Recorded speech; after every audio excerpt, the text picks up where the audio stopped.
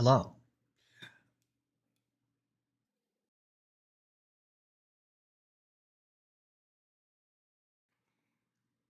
Okay, let me try that again. Hello. I had to cough, and I was even courteous enough to mute the microphone to do it. I'm such a nice ghost. Oh, welcome back, spooks and specters and friends. We return to Beacon Pines, and I think we can finish it today. I think we're very A close. shockwave of cold tore through the room. A bitter, And if we finish it unfathomable chill. really early, we'll do something else for a little bit on this stream. Possibly, Before they could react, something small. We won't start another game, but maybe some Binding of Isaac or something just to round out the evening. Maybe load up Dead by Daylight and just sit in a queue. Our story ends. Since you can't actually play that game right now, unless you play Survivor. And I don't like Survivor very much. I don't think it's very fun. In a silent treehouse, turned for the rest of time. The end.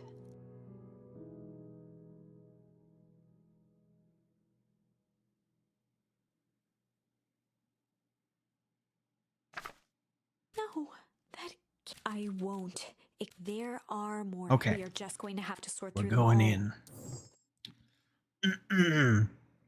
I am, I think today, gonna have to tone down some of the voices just a little bit, because by the end of last stream, I had a very sore, basically raw throat. So some of these characters are gonna get, we're gonna dial the stank on their voice down a little bit. I hope everyone has had a good week, a good short week, hopefully, and you're heading into a long weekend and a nice Thanksgiving. I am not. Let's go down this route a little bit this time. I want to see what's over here. I'm not heading home to see family this particular holiday because I usually do Halloween and Christmas, and it's just too much of a drive to also go for Thanksgiving. So I will be cooking up a small portion of Thanksgiving treats here in the apartment for me and Nugget, and I think we're gonna watch some X-Files tomorrow. Ooh, I want to believe. All right. So this time, instead of the strange, we're gonna tickle someone. Well, time to bust out the tickles. Let's see how this works. Hey Tish, want to see something cool? Yup. Check it. Beck lunged forward and began to tickle under Tish's arms.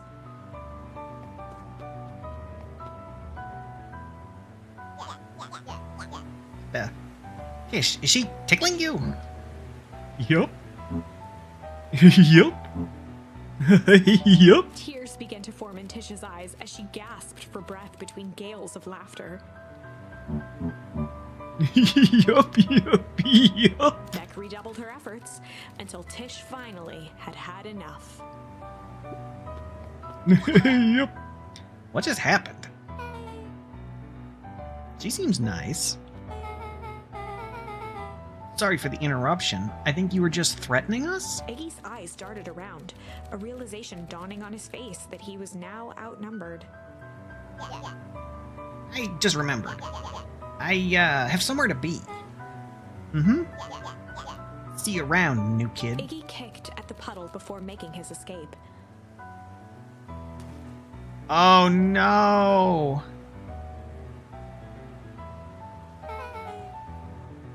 Not Beck. What a little creep. Beck, I think you got a little ooze in your hair. Beck shook the ooze out of her hair as best as she could. Is it bad? It depends. What are your feelings about having a more mature, refined look? Oh, God. Chapter 4. The Best Policy. Luca paused for a moment, catching his breath. He'd only just met Beck, and somehow he already managed to drag her into this mess. Hopefully he could make it up to her, but finding Rollo was his primary concern. Oh, that's right. On this path, Rollo's missing. Okay.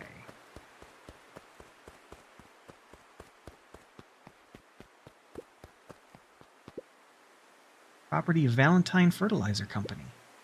Looks old. Oh. Luca, what the hell are you doing out here? Why did a kid with gray hair just run past us in a panic? Roxy and Fitz looked drained. It was clear they'd spent all day searching. That's Beck. I don't care who she is. What happened? We were just helping look for Rollo. Luca, I need you to start telling me the truth. Roxy's temper could often be dismissed as the impatience of an older sibling. But this was the most intense Luca had ever seen her. Her eyes were wild and unfocused, looking straight through Luca. We're running out of time. In a torrent of rambled words and tears, Luca broke down. Rollo and I weren't just playing in Weepwood yesterday. We were investigating lights at the old Valentine warehouse. But someone was there in a strange suit, and we hid in the dumpster and had a heavy bag dropped on us, and I think it was a body. And so we ran, but we got split up, and I ran home. And it's all my fault. And now my best friend may never come back. Wow. Just wow. Roxy, still exhausted and angry, softened briefly as her eyes hunted the ground in thought. With a determined sigh, she looked up at Luca. It's not your fault, Luca. Rollo's gonna be okay. I promise. Roxy drew herself up. I'm gonna fix this. Luca, go home. But I want to help. This is too dangerous for a kid.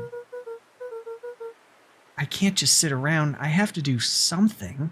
Roxy tried to think of the safest place to send Luca. You go back to that little treehouse you two like to play in. Wait there in case Rollo shows up. Sound like a plan? Luca wiped his cheeks and gave a quick nod. You did the right thing, telling me the truth. Now scoot. You really believe his story? What other option do we have? Things have been strange around here leading up to the festival. My dad has been acting weird lately. Well, weirder than normal. Looking into the puddle, Roxy rubbed her arms to warm up. Why is it so cold here? This place gives me the willies.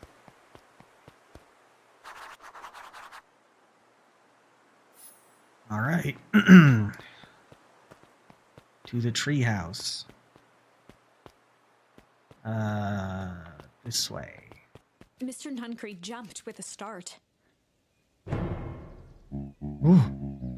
Whoa. Don't sneak up on an old fella like that. Sorry.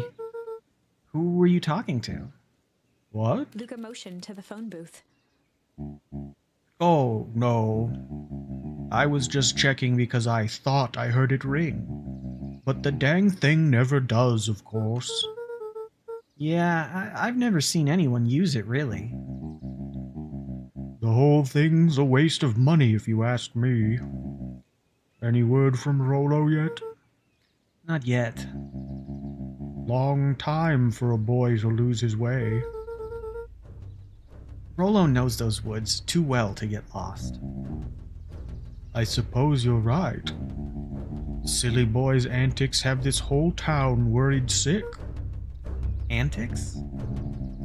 We all know Rollo likes to play his little pranks. You think this is a prank? Well, what other possible explanation could there be? He's not playing a prank, and he didn't get lost. Someone took him. I know it. How would you know that? Unless... Luca, is there something else that you know? Mr. Nuncreed gently placed one of his substantial hands on Luca's shoulder. Dang it, boy, if there is something you know, something that could help your friend, you need to tell folks. Luca peered up at Mr. Nuncreed. Kind eyes warmed a stern face. There was a deeper emotion hiding beneath it all. It was subtle, but Luca could sense something eating away at him.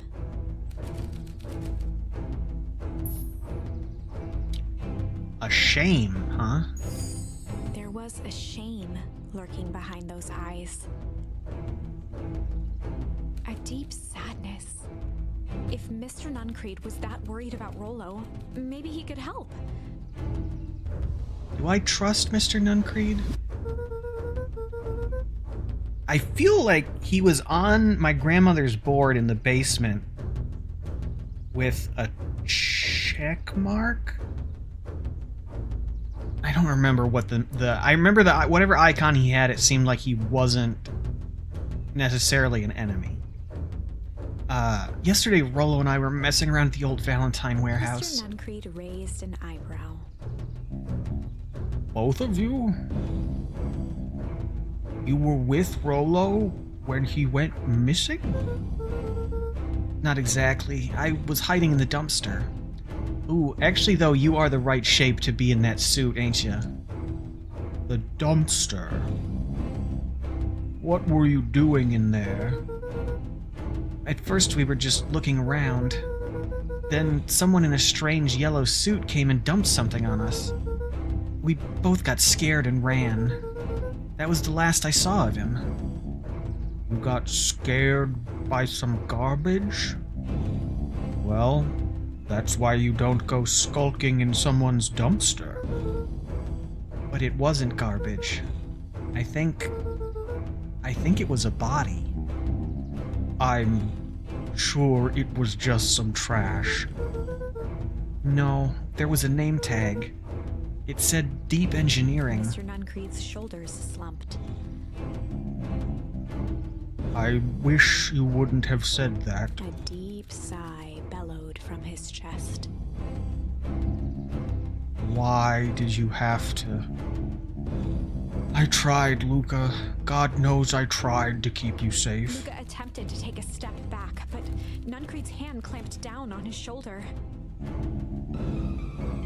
But you Van Horns just can't help yourselves, can you? We were all so close to being done with this. With a firm shove, Nuncreed manhandled Luca into the phone booth. What are you doing? It's out of my hands now. The door latched shut with a mechanical hiss. Shit. As Luca pounded the glass, the floor dropped from under his feet. Was not expecting that. It's a Fortnite phone booth. The inside of the phone booth was now a loose capsule plummeting at gravity's whim. Luca winced and pressed his hands to the walls. As he braced for impact, the capsule hurried to a surprisingly smooth stop.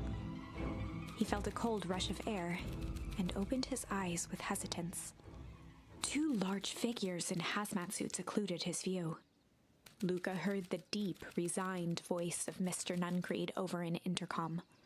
He knows too much. The end. Oh. Wait. Okay. No. This isn't the end. I know there's still much more. Somehow this went wrong. Okay, let's try something else.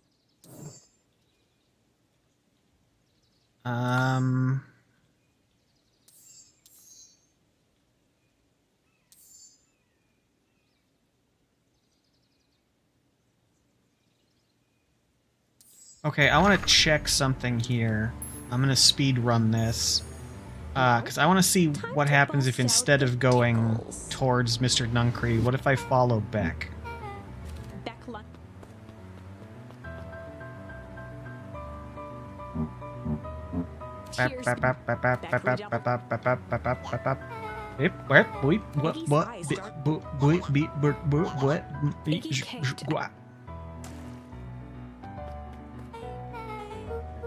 Beck shook the ooze out of...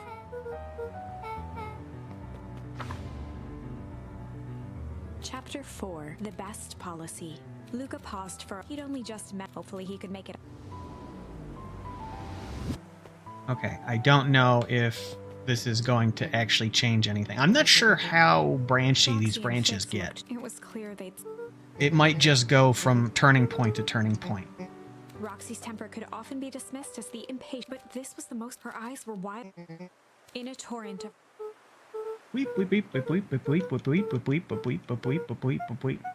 If that's the case, the next one I think I'm going to do is go back to the MCDC and Roxy tried to think of this. try flight instead of fight, since Luca wiped his cheeks and... that plunger gun did not work super well. Looking into the puddle...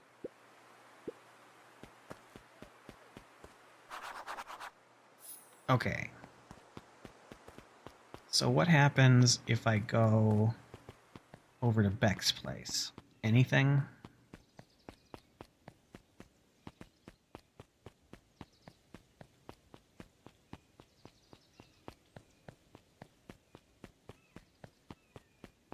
No.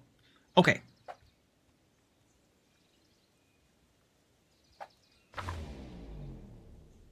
So then we go back here. There's nothing else to do there at the moment. I want to go here and try light.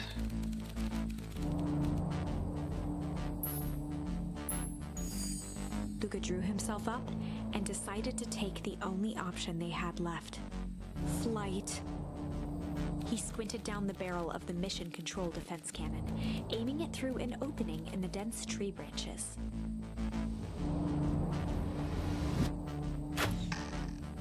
He looked up with surprise as it struck true and taut. Wow, I can't believe that worked. Hey, Mr. Kerr. We'd love to hear your thoughts, but I'm afraid we have places to be. Come on, Iggy. See you, jerks.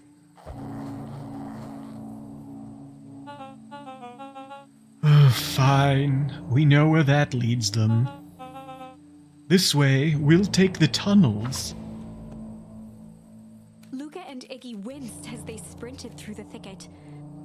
The branches clawed at them, reluctant to give passage. After what felt like a marathon, Luca stopped in his tracks as they reached the clearing. What the? That was all he was able to say before Iggy slammed into his back. The boys tumbled down a steep decline and crashed with a wheezing thud on a surface as hard as ice. In fact, it was ice. Chapter 5. Signs. They stood silently, catching their breath. Are we finally going to figure out where all of this ice stuff is coming from? The sky was like sapphire. With each breath, a plume of steam escaped from Luca's lungs. Let's keep moving. Luca pulled Iggy to his feet as they gazed across a snowy terrain.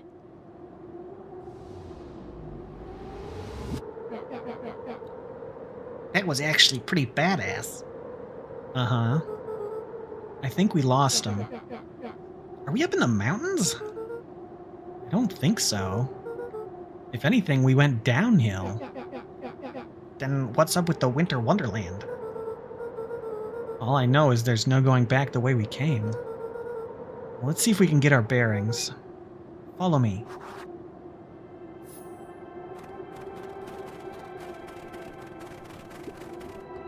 A disc of smooth metal was lightly covered in snow.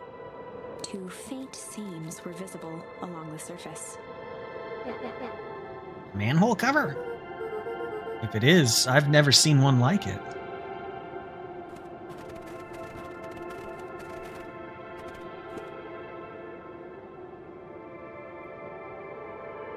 What's the readout? Sitting just above 258 Kelvin. That's down a bit from last time. Should we report this to Mr. Kerr? That's the Beacon Pines sign. but frozen. Still within safe ranges. It may be spreading, but it's under control for now. Even a small nudge in the equilibrium could cause a cascade. Dude, relax. Just a few more sites to hit before we can punch out. Let's get this over with.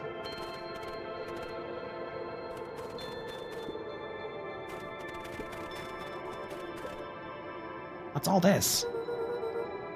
Hard to say with all this snow. I think it's a town sign. I can almost make out letters under there. What town could this even be? There couldn't be another town this deep into Weepwood. I'm looking at evidence to the contrary. Let's figure out what we're dealing with here. Step 1, snow's gotta go. Let's see what I can do.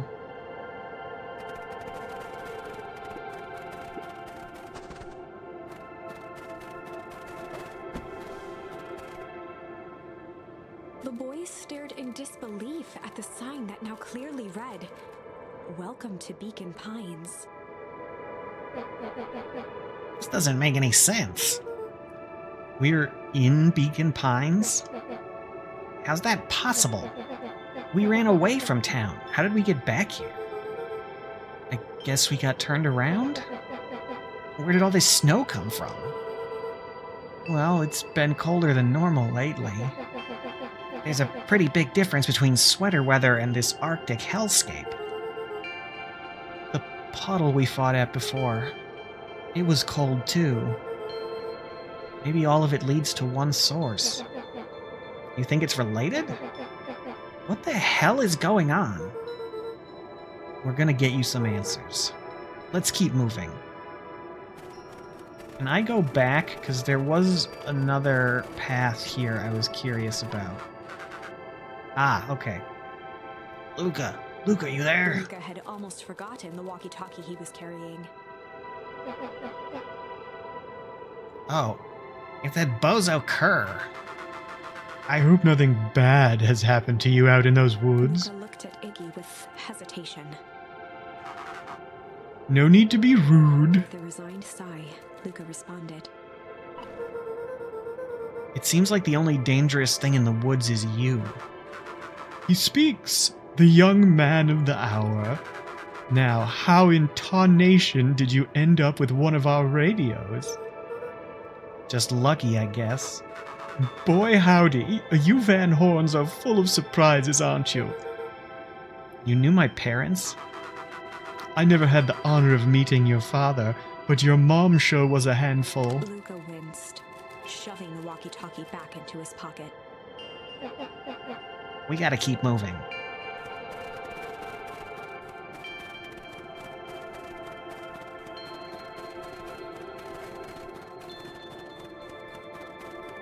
Okay, I don't think there's anything else up here except for that conversation. If that's the Beacon Pines sign, though, then I think this should actually be my house, and that would be the path up to my father's grave.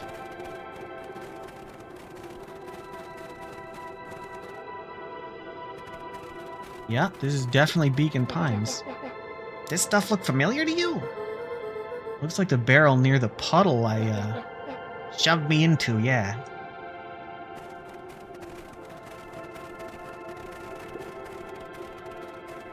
The fencing listened, each chain link encapsulated with a translucent layer of ice. Looks like the stuff they put up around Weepwood. The stuff who put up? I don't know. It's all frozen. Looking down at the frozen stream, Luca could faintly see a school of minnows encased in the ice. Whatever happened here, it happened fast. The fish didn't even have time to run. Or, you know, swim run.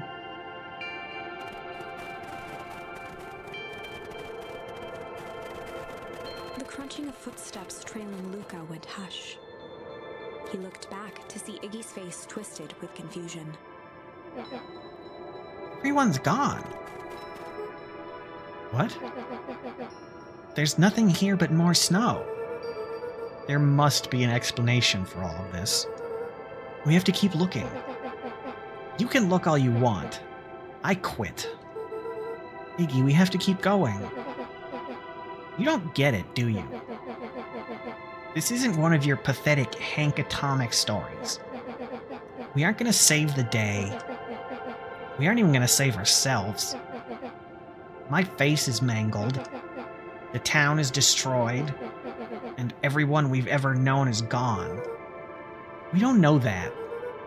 You can't just quit. Do whatever you want. I'm done. Iggy, it's gonna be okay. Luca peered upward at the darkening sky. He let out a long, foggy breath. Faintly, Iggy began to cry. Seeing Iggy in such a pathetic state gave Luca a sense of compassion, and more than a little guilt.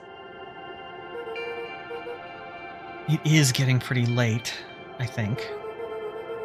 Probably not a great idea to stumble around in the dark anyway. Luca allowed himself to collapse next to Iggy. Let's just rest for a bit. You're gonna freeze to death in the The snow. boys huddled together for warmth and comfort. If not for exhaustion, their minds would be racing, trying to make sense of the events of the day. As it was, all they had energy for was to sit in silence, numb.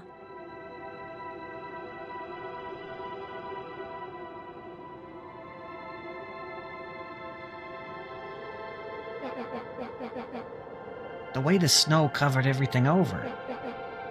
It's kind of calming. Yeah. I haven't had time to say it, but thanks. Huh? For getting us away from those creeps. I sorta froze up back there. I should be the one apologizing. This all happened because I lost my temper. Nah, that's bull hockey. First of all, you didn't know what that gunk would do. You didn't, right? Of course not. And second, stop with this baloney about losing your temper. But I did lose my temper. Iggy motioned sarcastically to his half-deformed face. Obviously. But that's exactly what you should have done. Huh? I was being a horse's ass. You were supposed to be a horse's ass in response. That's how it works. Iggy, I'm having a hard time following. You wanted me to fight you? Of course! Geez, you goody-goody types take forever to understand this very basic point.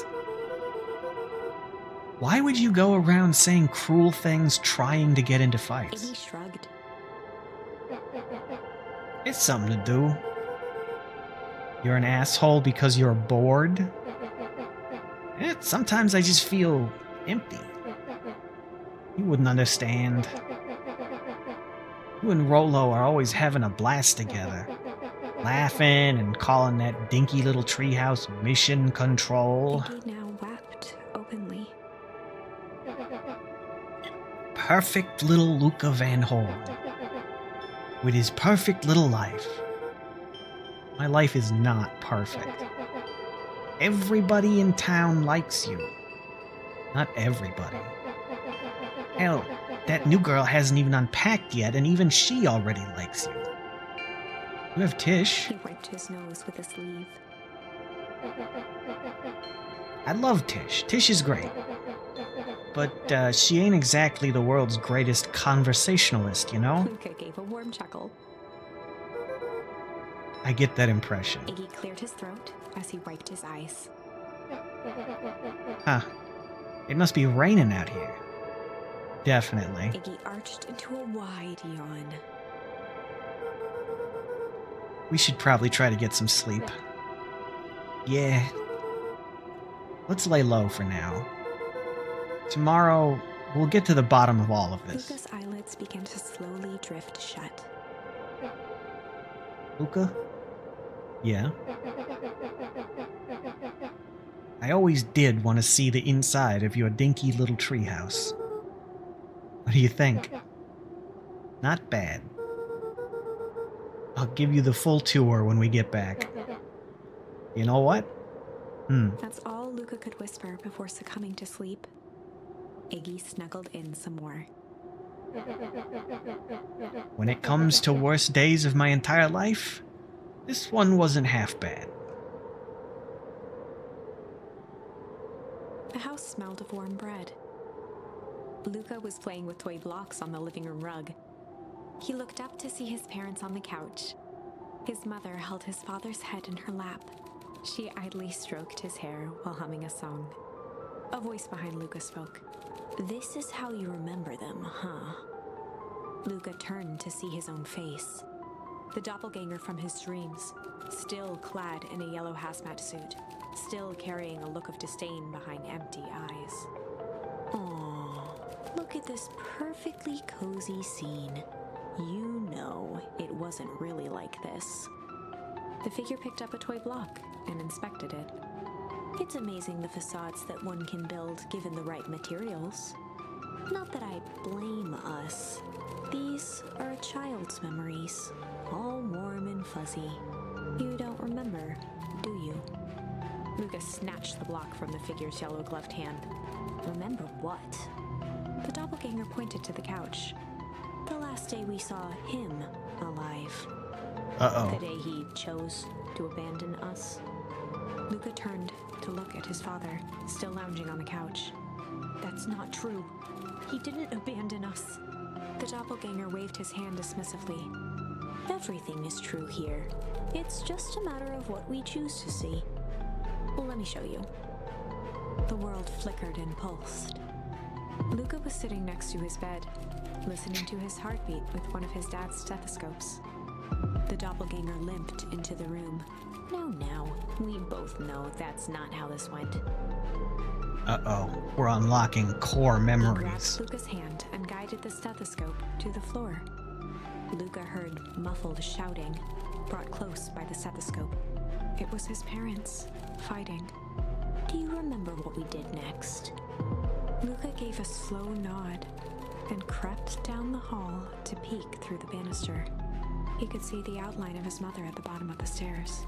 "Damn it, Walt. We can't afford to get involved in this." She was scared. His father stepped forward. "What am I supposed to do? Just watch? There's a sickness in this town, and we both know who's behind it. I swore an oath to help people. I won't turn my back on them." Luca's mother grabbed Walt. She was crying, pleading, "I can't lose you." Walt calmly removed Eleanor's hand from his shoulder. "What's right is right, and what's wrong is wrong." Ah, the selfless fool. "I could never live with myself if I let Sharper get away with this." Eleanor raised her voice. "Spare me your bullshit platitudes. What about our son?" Luca flinched, dropping the stethoscope down the stairs. What is it? Lawful stupid. Walt turned with a panicked smile. "Luca, is that you, buddy?" With tears in his eyes, Luca descended the stairs. "Mom?" Classic Dad? paladins getting themselves going on? killed on their righteous crusade. Walt dropped to a knee to meet Luca eye to eye. "Nothing, buckaroo. Your mom and I just got a little overexcited is I know all." it would have been a lot of art, but I do wish these segments had something other than a Luca black pressed screen. The stethoscope against his father's chest. His heart was racing. "It sounded like you were going somewhere?" Walt gently removed the device from Luca's ears. "Listen to me, Luca. I have some business to take care of. I'll be back in time to tuck you in." Luca hugged his father tightly. "Promise?" Walt stood up and walked to the door. He glanced over his shoulder. "I promise." Don't With a make wink in promises you He can't put keep. on his hat and strode out into the evening sun. A figure approached soundlessly from the foggy snowfall. It stood above them, lingering in contemplation. Slowly raising one hand above Iggy, it snapped out 2 brisk raps on his head. From a deep slumber, Iggy sprang up defensively. Get your hands off me. Whether it was the calming presence or the recognition that he was not in danger, Iggy felt his clenched fists lower. Just what do you think you're doing? Luca looked up, gradually remembering his whereabouts. The figure exhaled a cloud of warm vapor. You two certainly have caused a lot of commotion. What's that supposed to mean? Take it easy, Iggy. We were asleep, minding our own business. You're the one running around knocking on people's heads. I'm sorry if I hurt you, Iggy. You didn't hurt nobody. Anybody. Huh? Oh, I see. You think you're better than me. When it came to complete strangers, Iggy had trouble cobbling together an insult. You big-headed, scarfy-necked furball. Mm-hmm. Okay, let's lower the temperature a bit here. Interesting choice of words. I mean, let's all just calm down. Who are you? A friend? An observer? A hitchhiker on the infinite expanse of possibility? Great. How about a name? If you must call me something, you can call me Nat. Iggy huffed with gratification. How about you make like a gnat and buzz off? Very well. Nat began to turn away indifferently. Wait. Do you live here? You might say that. So you know where we are.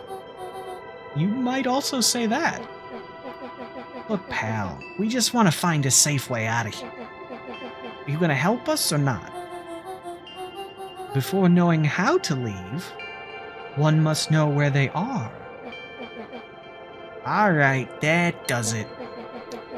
Luca, I don't know about you, but I'm getting out of here, one way or another. Iggy turned sharply and began to stomp off. Enough with the riddles. Iggy, wait up. Realizing he'd worn their patience then, Nat relented. Very well, I suppose this isn't the time for metaphors. I'll show you how to get back home. Luca and Iggy turned around with hope in their eyes. Come here. Nat took a deep breath in. Close your eyes. Nat exhaled slowly, then snapped his fingers. Okay, open them. For a brief moment, Luca and Iggy let themselves believe that some great magic was about to unfold. Until they opened their eyes and found themselves in the exact same place, cold and disheartened. This is your home. This is Beacon Pines. Look, Nat, we don't know how we got here. Maybe we stumbled through some time travel gate in Weep Wood, or we teleported to some alternate universe, or this is all just some cruel experiment by Kerr and his goons. But this is not our home. You're inching closer to the truth. Alas, the reality is much less fanciful. Just give it to us straight. So be it. As I said, this is Beacon Pines. The original, true Beacon Pines.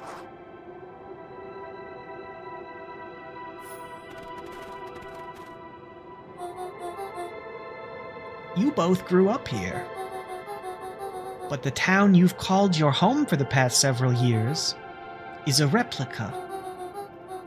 A remarkable achievement of engineering, to be fair. But a replica nonetheless. That's impossible. It's too much work. You'd need a whole town to replicate a whole town.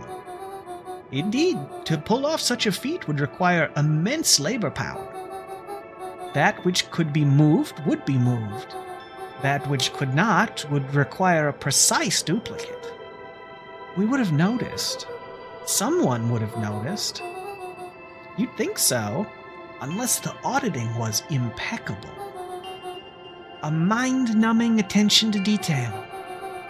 As for the innumerable trivialities which complete the tapestry, well, you can leave that to this miraculous thing we call a brain. It has a real aversion to discontinuity, a revulsion even. The brain has a wonderful way of smoothing out the rough edges, keeping us sane. So you're saying that someone made an entire new town and moved us all and no one noticed? Precisely. But why? Why is the one question that can never be answered with certainty.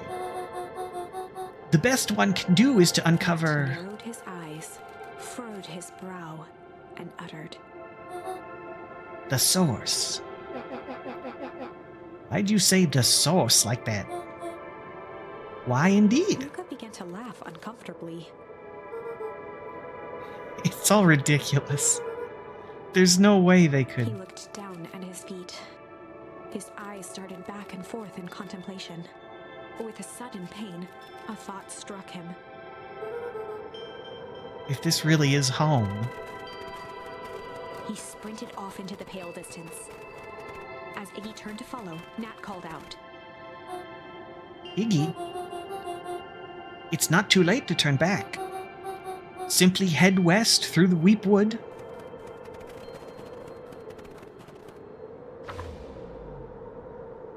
Chapter 6.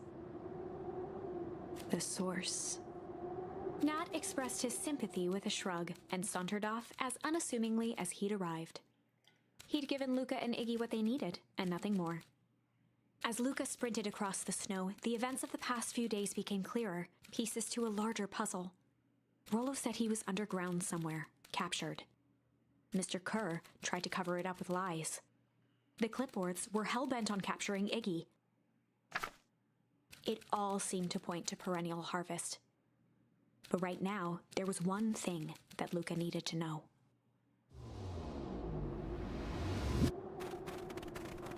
Luca stopped dead in his tracks. The tree was gone, uprooted and moved, leaving a raw gash in the earth. He dropped to his knees and dug wildly at the cold snow. His numb hands hit something hard, a headstone. A dry whisper escaped Luca's lips. Now, why wouldn't they have moved this? I know for a fact that graves are movable. We've, as a society, done it.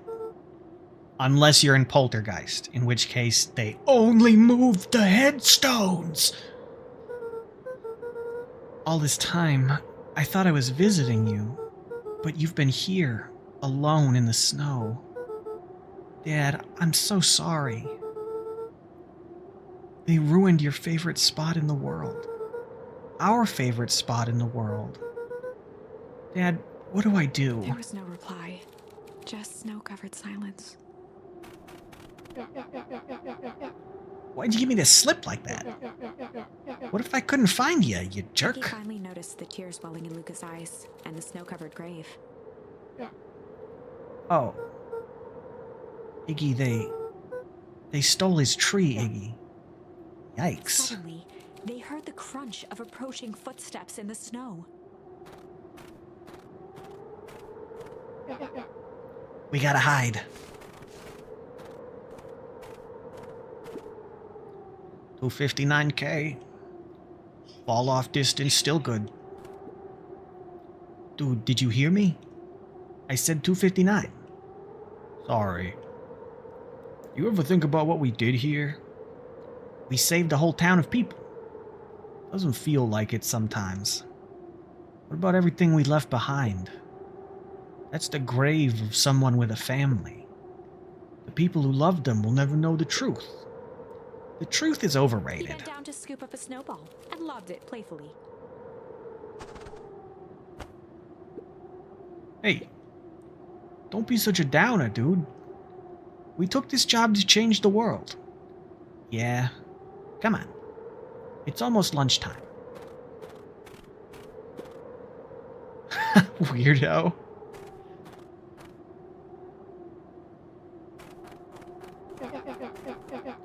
Here I thought I was a jerk.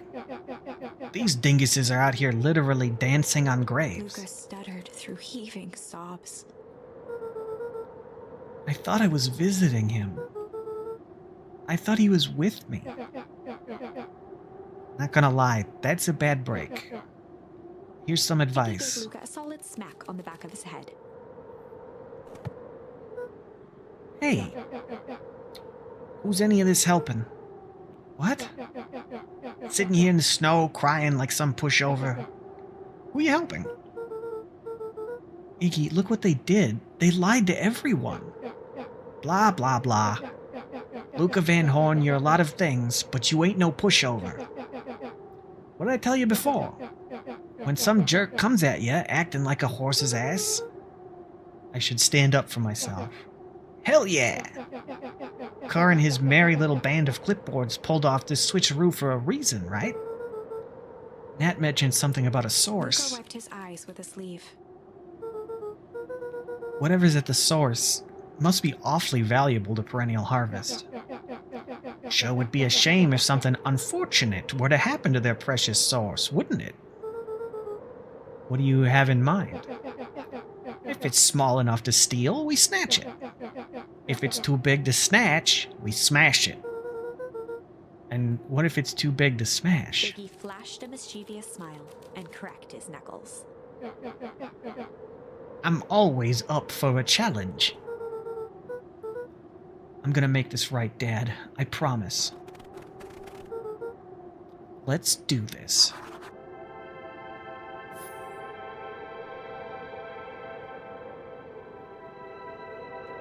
Alright, I'm still... Oh. It can get awful cold out there in those woods, Luca. Probably best you two stay put and conserve your energy. Help's on the way. Where's Rollo? Where's my mom? Did you kill her? Oh, heavens no. Do I seem like a killer to you? Iggy and Luca shared a skeptical look. Well, do I? Oh, shucks. Now that hurts my feelings. Screw that guy.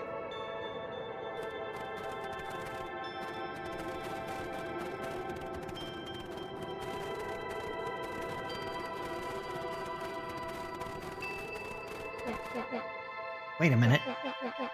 If this is the original town, then that means... Iggy darted behind a large pine and began digging furiously. He emerged holding a shoebox with a crude skull painted on its lid. What's that? Long story. So a few years back, I came into possession of some premium grade fireworks. Not the wimpy firecracker stuff they give kids. The good stuff. So why did you bury it under a tree? That's the long part of the story. You and Rollo were doing chores at Rollo's chicken coop. And you guys pissed me off for some reason or another. Luca rolled his eyes with realization. No, you didn't. Iggy stifled a chuckle. Yep. I just wanted to give you guys a little scare. But like I said, these were some primo fireworks. So I might have underestimated things. You blew up the chicken coop? I prefer to think of it as incendiary redecoration. Sorry, but you should have seen the looks on your faces. Rollo got grounded for months. Which is why I needed to stash the evidence and lay low. So I buried them under that tree. But when I came back for them later, they were gone. I figure some grown-up found them and tossed Iggy them. triumphantly raised the shoebox. Turns out, it wasn't the fireworks that got moved. It was us. Unbelievable.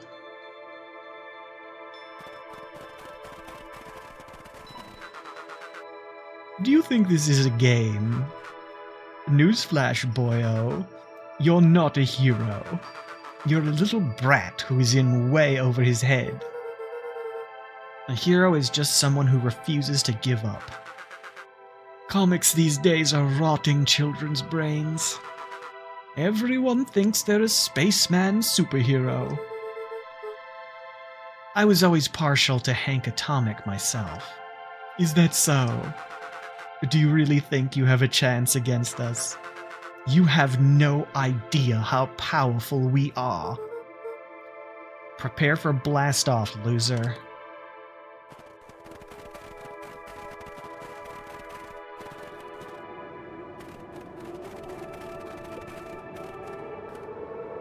Luca and Iggy inched up to Oh. the edge of the hole with A hole. bewilderment in their eyes. Arctic air breathed out of the cavern in heaving gusts. Echo, echo, echo, echo. Whoa. I can see why they wanted to move us all out of town now. But why would they dig a giant hole? I think this is it. This is the source? It's a dang hole. How do we smash a hole? Oh, it's much more than that, my annoying little friend. Kerr, where's Rolo? I wasn't lying before. He's safe. Well, safer than you two, at least. Drat, it's cold. You just had to drag me all the way out here, didn't you? Mr. Kerr gazed down the abyss in contemplation. It really is something, isn't it? What did you do to our town? What is all of this?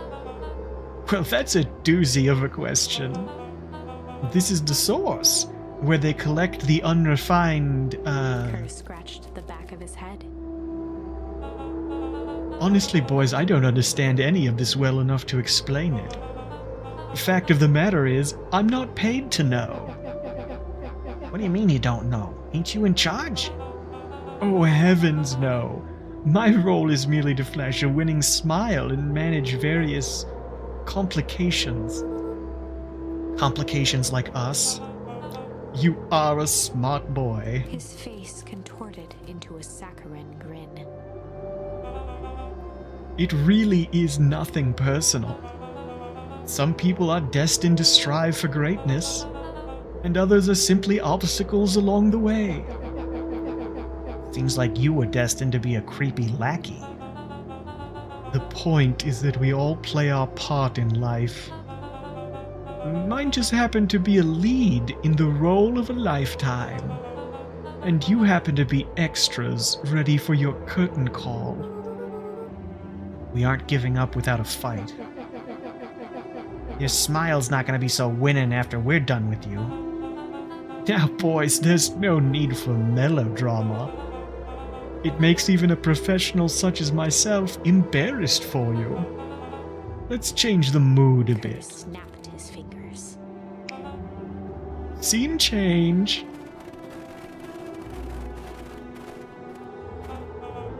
There, that's better. Deal with them.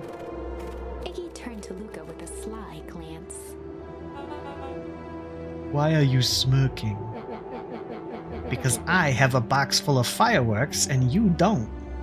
Iggy waved the box into the air, threatening to drop it down the hole. Stop. Let's not do something regrettable. Joke's on you. Regret is one of my specialties. Out of curiosity, what would happen if I threw these in your precious hole?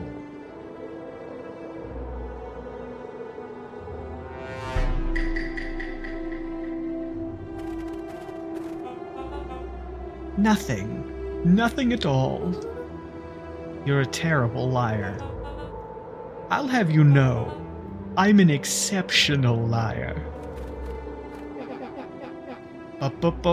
That's far He enough. plucked a single bottle rocket from the box and held it up with reverence. Stop, you fool.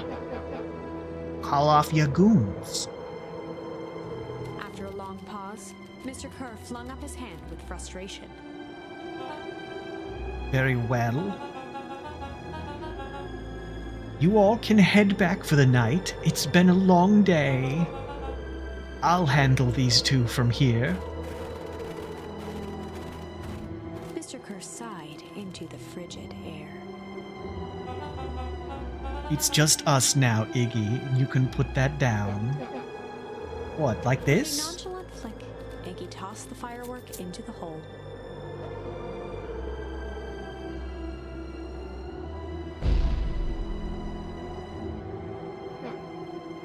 Ooh. Whoa. With a growl, Kerr leapt at Iggy, crashing through Luca. Iggy tried to twist away, but in the struggle they both tumbled over the side. Luca dove forward, bracing Iggy's hand just before it slipped. His Oh, damn. grip was made precarious by the cold, wet snow. He could see Kerr further down, clinging to Iggy's coat. You reckless child! What have you done? Luca, listen to me. Hold on tight and use the walkie-talkie to call them back. What channel do I use? It doesn't make a damn difference. They're always listening. If you do that, the clipboards will just haul us up and snag us both. The only way you get out of this is if Kerr's out of the picture. Just let go and save yourself. If he lets go, we both die.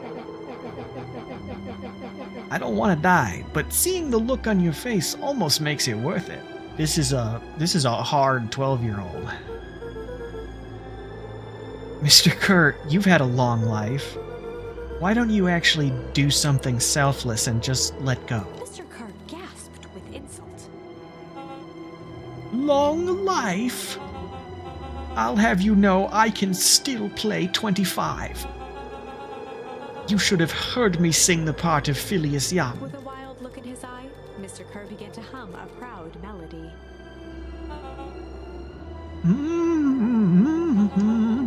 A property ta-ta-ta. Wow.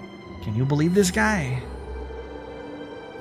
Luca's hand began to cramp. His voice began to crack. Kurt, just let go. No can do. If you want to save your friend, you'll have to save me too. Luca, look at me. It's okay. Luca felt Iggy loosen his grasp. This is very dark. You aren't going to kill your friend like that, are you? Every muscle in Luca's body burned. I'm not his friend. Yes, you are. Nah, I'm just a no-good bully. Like you, Kerr. Iggy, no. Luca felt his hand slipping. And I told you what you need to do with bullies. I can't. It's your only way out of this mess. 2 birds with 1 stone. It makes sense for us to fall together. Wackadoos travel in packs. Calm settled over Iggy's face. Luca, let me do this. Iggy's voice was colder than the bitter air billowing from the chasm.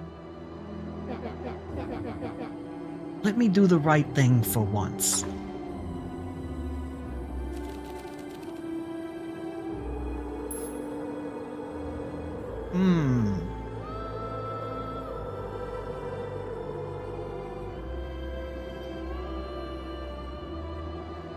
I mean, I have to go with... maybe accept is the path that you have to take to progress, but I have to go with Luca refuse. had no choice but to refuse Iggy's request. He tightened his grip and reached for the walkie-talkie in his pocket. A wild delight crept onto Mr. Kerr's face. That's a good lad. Now, radio for help. Iggy begged Luca with his eyes one last time, but Luca pressed the button and called out. We need help. Mr. Kerr is in danger. It wasn't long before they were once again surrounded by clipboards. Mr. Kerr sighed with relieved frustration. There you are. You really are a worthless lot, aren't you? Mirror, now. A clipboard dutifully produced an ornate ivory hand mirror, and Mr. Kerr began preening his tousled hair. Ah, that's better. Mr. Van Horn, I applaud your sharp thinking under duress. I'll put in a good word for you with the founder. Take them away. A swarm of hands overpowered Luca. The last thing he saw before a cloth bag was pulled over his head was the defeated look on Iggy's face. The end. Oh. I think this was one of those times where doing the right thing was the wrong thing.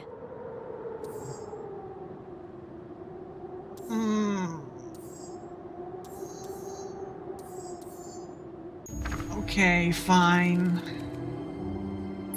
I don't like this, though. Luca had no choice but to accept Iggy's request. With a quiet blink, Luca watched a teardrop sail down into the howling void. As his fingers slowly gave up, he met eyes with Iggy. Good.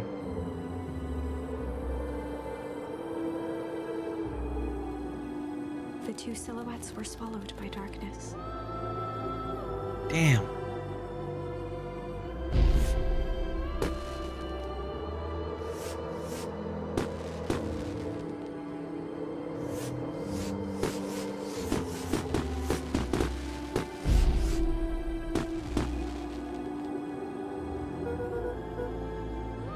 Hell of a goodbye, Iggy.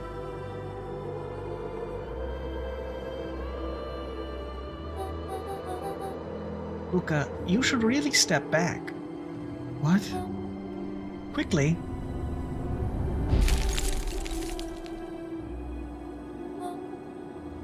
Curious. Ah, but of course. Those fireworks of Iggy's must have been just the right amount of energy. We should get out of here before perennial harvest arrives. Not until you tell me what just happened. Your friend's sacrifice just saved this town. For a little while, anyway. How? Tempus liquamine is a peculiar substance. It can change the relationship between matter and time itself.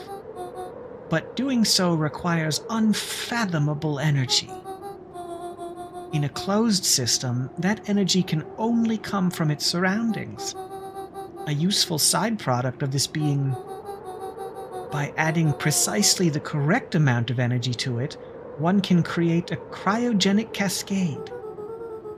So, the gunk makes things cold, and the fireworks made the whole freeze over? That's one way of putting it, yes. As dumb luck would have it, the fireworks weren't strong enough to generate a runaway reaction. I shudder to think what would have happened in that case. We have some idea what that would look like. It will take them a good while to safely break through again and access the source. If you know all of this stuff, why haven't you been helping? I have been, in my way. Each one of us has our role to play. Iggy's role, as it turns out, was to buy us precious time. Mine has been to observe and wait. Wait for what? You? Me? Why? What's my role? A fierce twinkle flashed in Nat's eyes. Luca Van Horn, you are going to save the world. With a chuckle, Nat turned and walked west. Dumbfounded, Luca followed behind him, trudging through the snow. Every step taking him further away from everyone and everything he knew, and closer to destiny. To be continued in Beacon Pines, Pines Harder. Revenge served cold. What? Second time's a charm?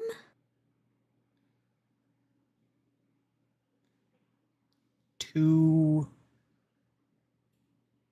minus charm? Wait, that's it? This ends with a crummy cliffhanger just when it was getting good? I was even starting to like Iggy. No way. I refuse to be associated with some never-ending parade of sequels. Let's go back and find something more definitive.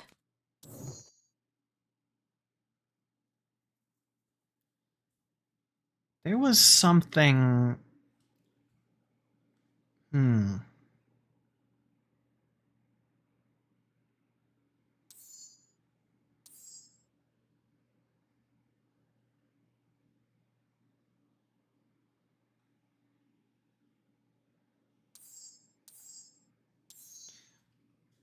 Because that was that highlighting was like the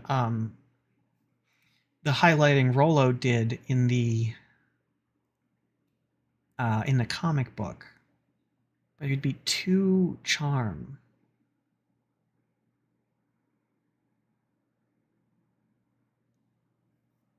What would that mean?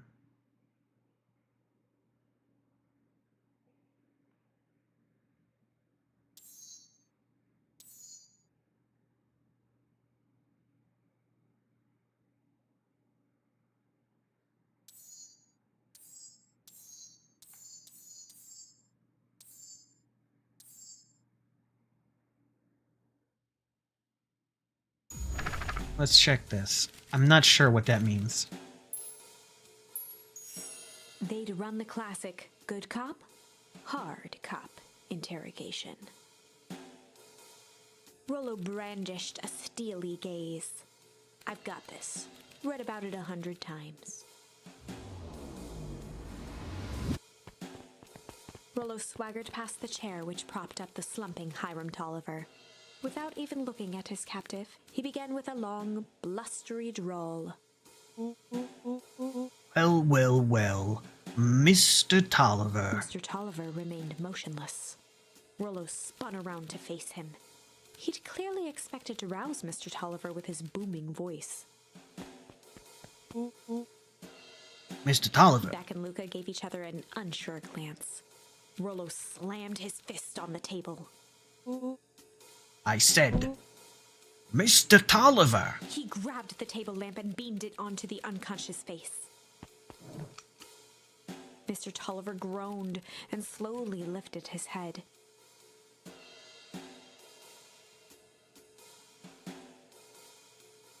He recoiled with a muddled, weary squint. What in the The world? chair wobbled as he attempted to straighten up. Ooh. Who's there? Mr. Tolliver could only make out rough shapes through the glaring light. With a gruff tone, Rollo hoped to both conceal his voice and intimidate. I'll be asking the questions here, punk. Now hold on, let's just calm down. Oh, I am calm. Calm as a carrot in dirt. As for you, looks like you're sweating. The doubtful expression on Beck and Luca's faces transformed into awe. We can do this my way, or... Well, let's just say I've never needed another way. Rollo, hitting his stride, was now channeling every detective trope his memory could recall. He slammed the table again. Now dance.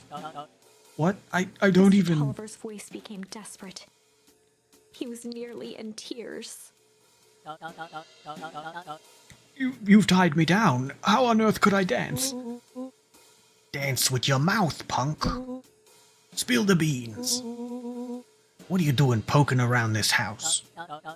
I'm here to help Juniper. To make sure everything's ready. Oh, so you're in cahoots with Gran. Gran? Mr. Tolliver was in a daze, now more confused than ever. Gonna help her blow up the festival, eh? Blow up the festival? Good He shook lord. his head, feeling more and more dizzy. Oh no, you've got it all wrong. Where is she now? She's headed to the source. Source? What's the source? It's His where voice faded to a whisper. the town began. Where it all began. What is Operation Sparkplug? With that, Mr. Tolliver passed out cold. Rollo swung around with a repentant grimace. Damn, Rollo. I think you went a little too hard on him. What did he say about the source? It's where the town began? We need more information. Yeah, but we'd better not push Mr. Tolliver any farther. Is there anyone else who might know more? What about the History Museum? It just got set up for the festival. Nah, that tent was put up by the Valentines. Everything they do is just a bunch of fluff to glorify themselves. Is there anything more reliable? The library. If there's any information about this source thing, Kato can help us find it. Let's go get some answers.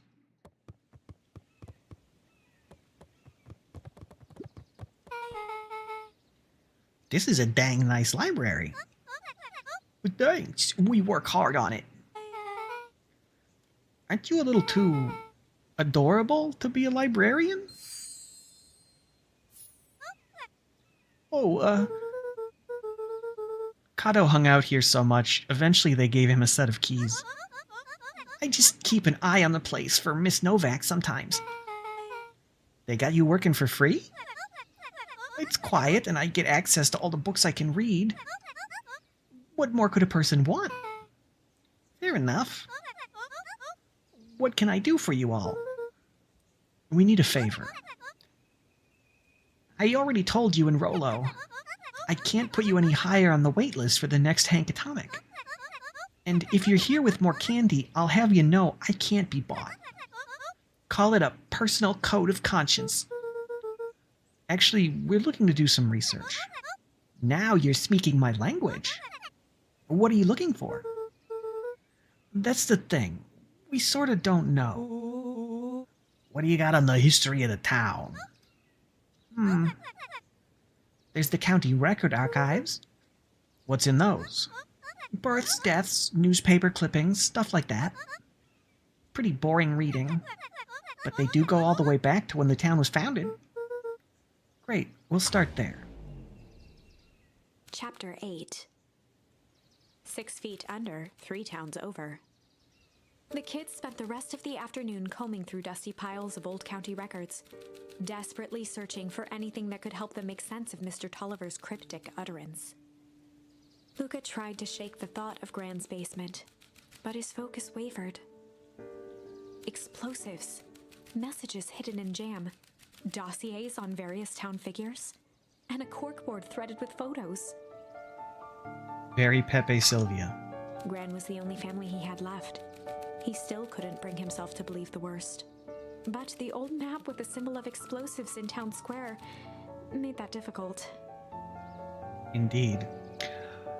Oh, Gran in the other branch must have gone to bomb not the festival but the source, and that explosion was enough to trigger a full cascade. I see.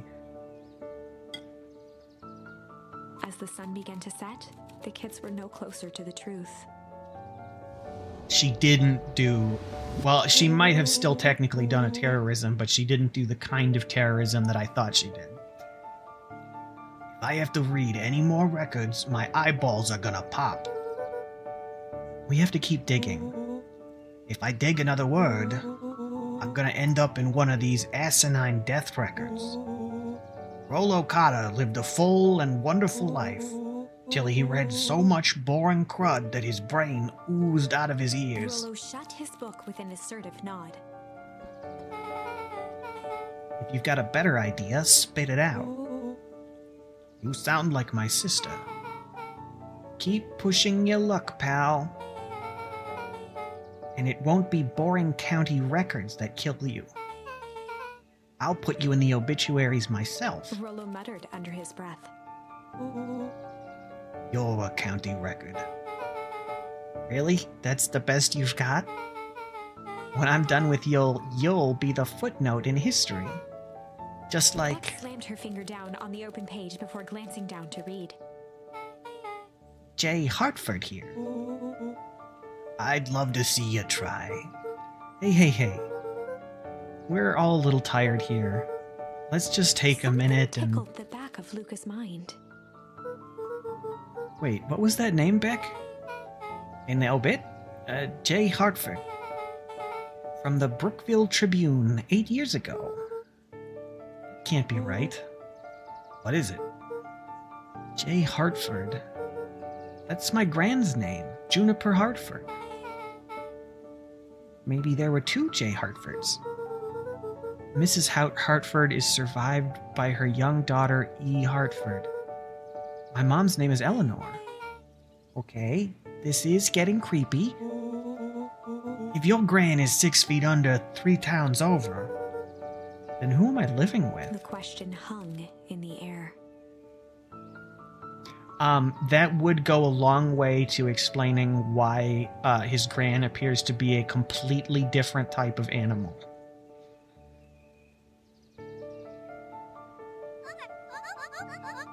All right, gang, I gotta close up for the night. Beck rubbed her eyes. How late is it? Almost 10. Oh crap, Pa's gonna kill me. I gotta go. Yeah, my parents will be worried sick. Okay, let's meet up as early as we can at the festival tomorrow. What are you gonna do about the unconscious man in your basement? I'll think of something. Luca's heart was pounding as he approached the house. If he was lucky, Gran, or whoever it was, hadn't gotten back yet. And of course, there was Mr. Tolliver tied up and unconscious in the basement. Dealing with him would be the first order of business. Luca shook out his arms to calm his nerves before entering.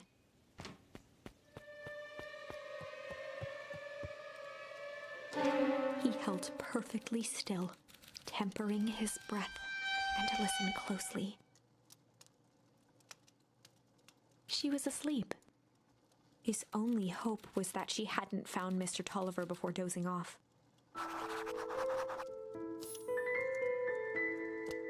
Okay. Let's see. Okay, good to see. Water's still running. Fridge still open. I can't turn on the stove, can I? I could add a fire hazard to this. Oh, I can open cabinets, though. Now there's also a tripping hazard in this kitchen. I'm turning it into a real den of nightmares.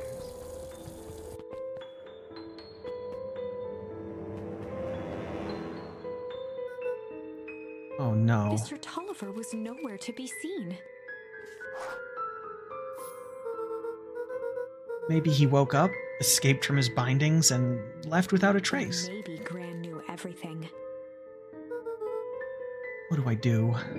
Luca's hungry stomach groaned. Not realizing it, he'd gone the entire day without eating. That'll catch up with you. I've done that. Just need a little brain food. Luca rushed over to the pile of jam jars, unscrewed one, and shoveled a handful into his mouth. Raw jam is not necessarily where I would have gone for brain food, but I'm afraid your jam delivery will be He delayed. flipped the lid to read the label. Mr. Nuncreed. Okay, now I can think. So, if Gran knows we tied up Mr. Tolliver, I'm screwed. If she doesn't know, then I need to play it cool. I guess the only option is to go to bed and act as if nothing is wrong. Gran will think Mr. Tolliver finished what he was sent to do and left when he was done. I'm a little worried that I have eaten jam that was supposed to go to Mr. Nuncreed. I feel like it could have rat poison in it.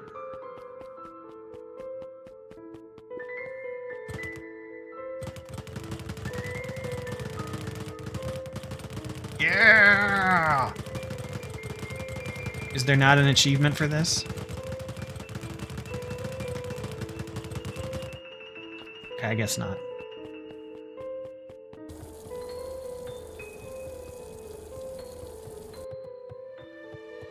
Uh-oh.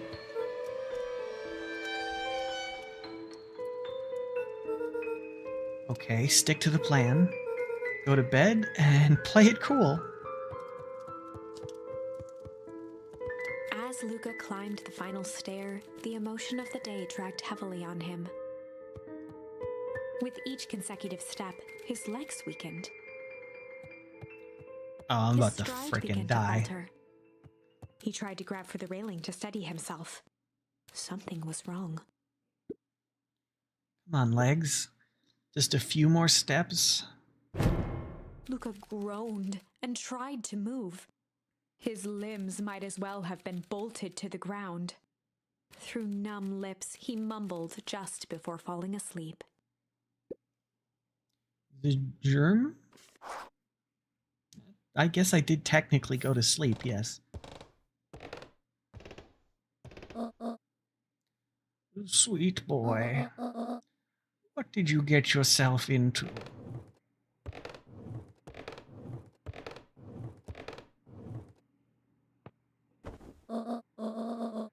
Rest now, and let me handle everything.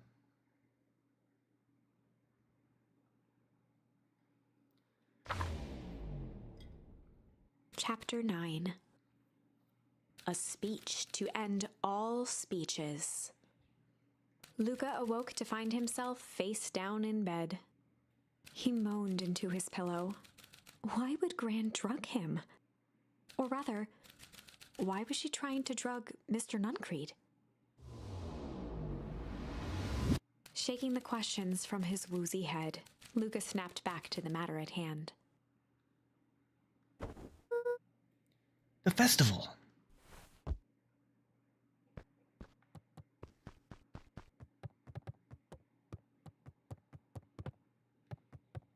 Jump down the stairs.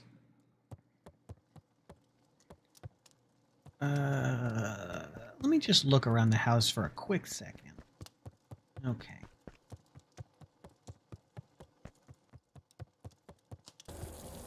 Okay, good. All of this is still going.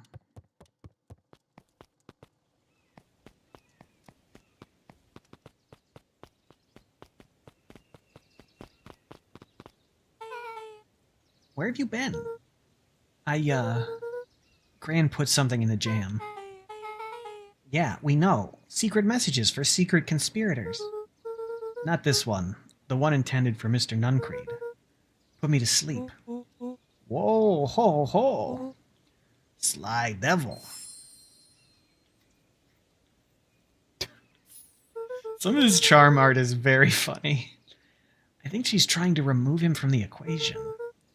He might be in danger. Have you found anything? Oh, right, in this timeline, I don't know that he's a piece of shit. We looked around, but haven't seen anything odd. Your grain is nowhere to be found. But Mr. Nuncreed is just loafing around, waiting for the speech. What speech? Mayor Gus just got up to the podium. Everyone is gathering at the stage. Let's get moving.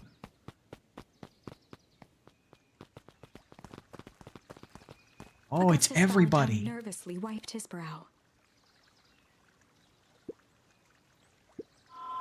Is this thing... hello, Beacon Pines. I'm Augustus Valentine, your mayor, and... I suppose you already know that. Oh yes, before we get started, I just wanted to take a moment to recognize someone who couldn't be here today. This town wouldn't be where it is today without my father, Sharper Valentine. So I thought we could begin with a round of applause befitting such a great man. Oh, anemic. Even that's more than the old codger deserved. Gus cleared his throat and awkwardly loosened his tie. Right. Where was I? William Kerr bounded on the stage with the energy of a preacher at a big tent revival. Gus Valentine, He everyone. gave Gus a hearty slap on the back and motioned him off the stage. Let's hear it for our mayor. What a great turnout. Oh, heck, I didn't prepare anything. But I suppose I could say a few words.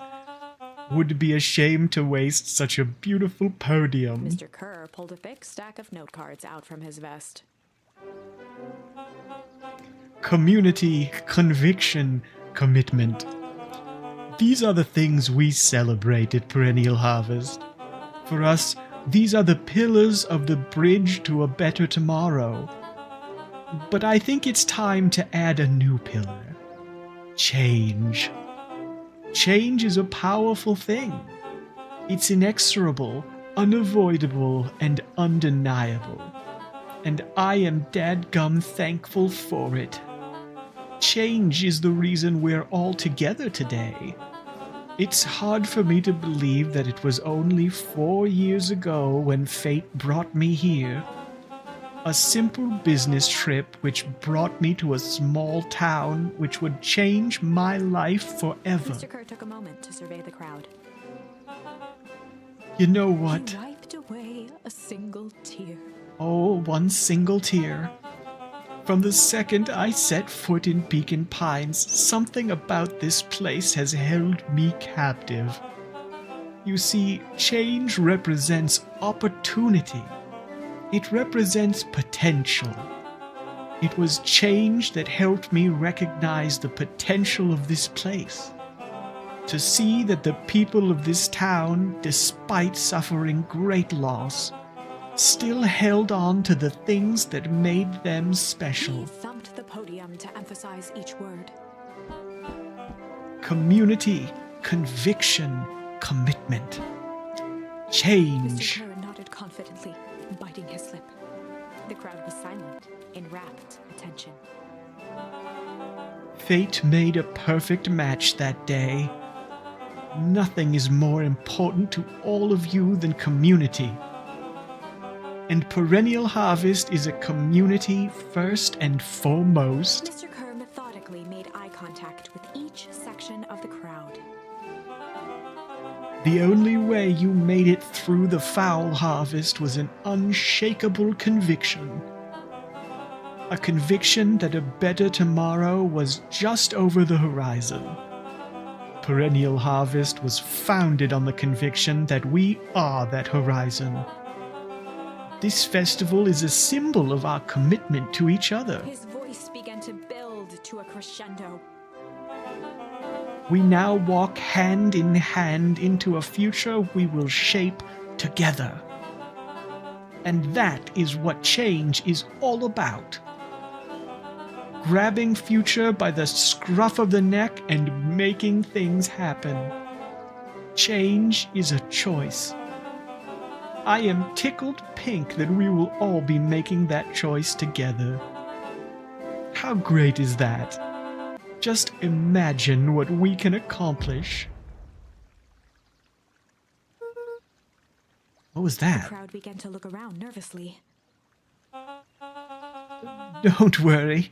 A little thunder isn't going to ruin this day. Everyone remain calm. Mr. Kerr quickly flicked through his note cards. Where was I? Through all of my travels, I have learned one true thing. One always reaps what they sow. That is an incredible line to die on. We have all planted a lot of good in this town. And so it is with a happy heart that I can proclaim, Raised his hands up to the heavens. our harvest awaits.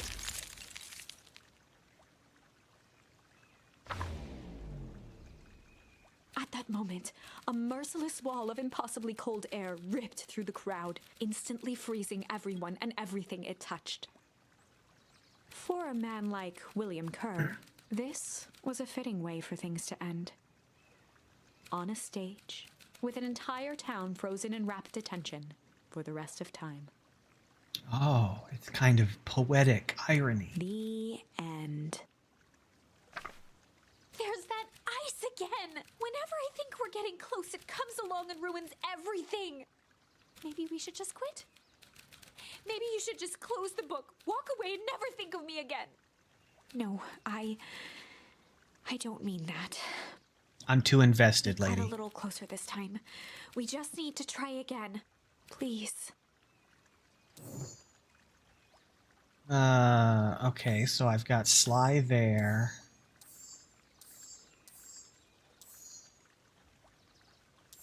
And that's my only option. Alright, let's try Sly.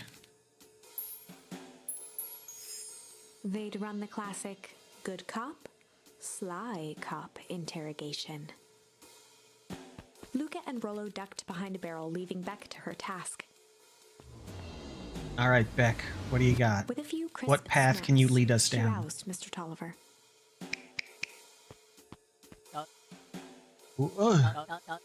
What's going on here?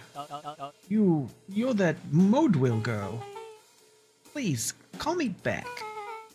Sorry about all Mr. this. Tolliver looked down and shifted a bit, testing his restraints. It seems there's been a mix-up. You see, I'm down here for the same reason you are. Juniper sent you here? Beck caught herself before letting the surprise manifest on her face. She'd already gotten him to reveal his relation to Gran. This was gonna be easy.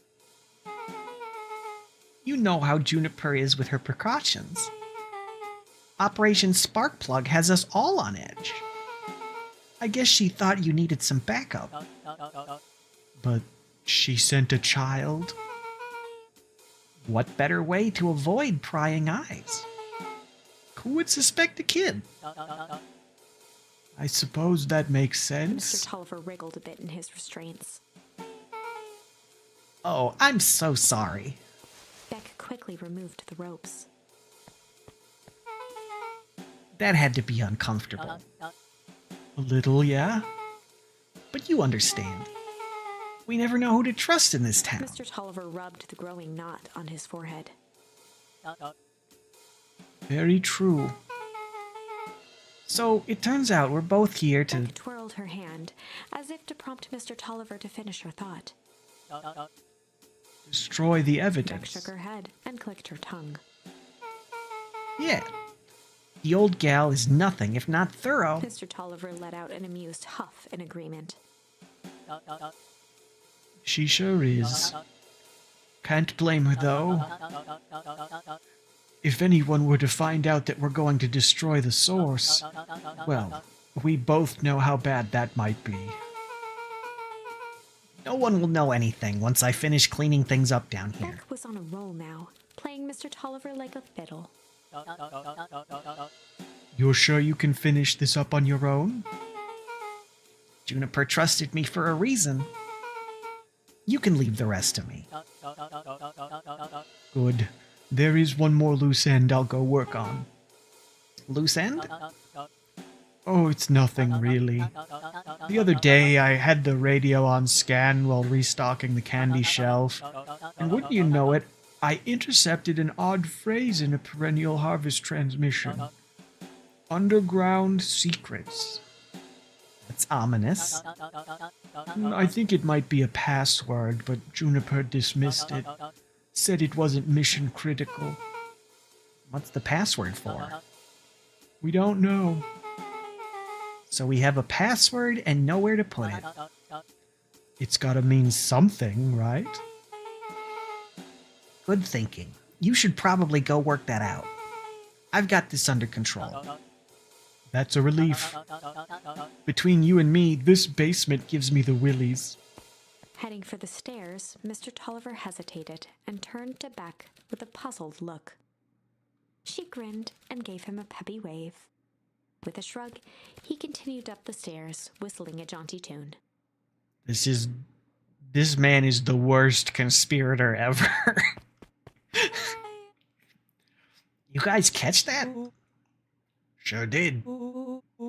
This whole time, Mr. Tolliver's had a candy shelf. But all he ever sells us is apples. Beck blinked slowly in disappointment. The password, Rolo. Well, sure, but once things are back to normal, I'll be having a word with Mr. Tolliver about that candy shelf. Fine. In the meantime, I've got an idea. She turned to the table and began tearing small scraps of paper. He said he heard a password on the radio. Any good spy transmission is never what it Beck seems. marked each scrap of paper and leaned back. We just need to find the hidden meaning. Okay. What's another word for underground? Buried, covered. Could it be a cover-up? Maybe it's one of those each letter is a number thingies. So U would be 21. N would be 14. D would be... Oh, it's an anagram. Nuncreed's drugstore. Luca and Beck looked at Rolo with amazement. Rolo. That was incredible. Well, it's either that or Kren's new drugstore. Yeah, I think you were right the first time. How did you do that? What can I say? I love ciphers. Well, I guess we know where to go next.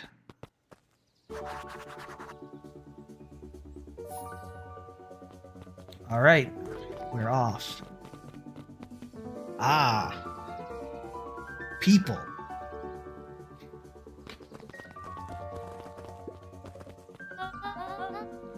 You scared me half to death.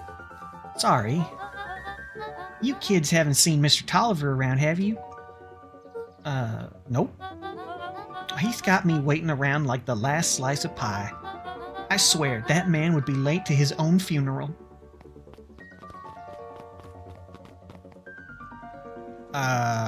Oh, right, the drugstore. I remember. I have short-term memory.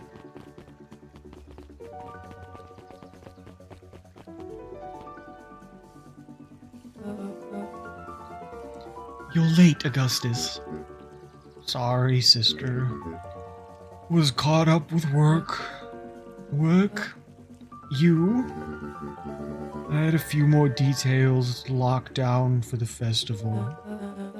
Oh, what do you have to report? What is this insipid town festival really about? I think Around nervously. Mr. Kerr really does want to do something good for the town. He's actually a pretty nice guy. You should spend some time with him. I didn't pull strings installing you as mayor so that you could make friends. Your job is to help me figure out what Kerr and Perennial Harvest's true intentions are with this town. We have a responsibility. This is our father's town. Was. Excuse me? This was our father's town. He's gone, Eris, and he isn't coming back. Father left us with nothing but problems.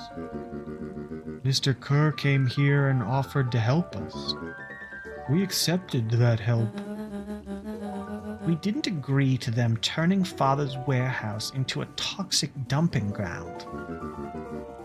That is just a temporary arrangement. The glow can be seen from our damned backyard. They are dumping their nasty little secrets on us. When this all inevitably goes wrong, Who do you think will be blamed? Eris's cry hung in the air. we have a new choice to make now, sister. This town is going to change whether we like it or not.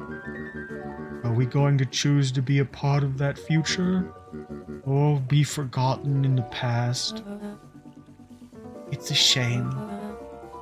Father named you Augustus, but you will always just be a Gus.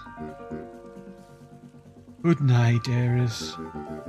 I'll see you at breakfast tomorrow.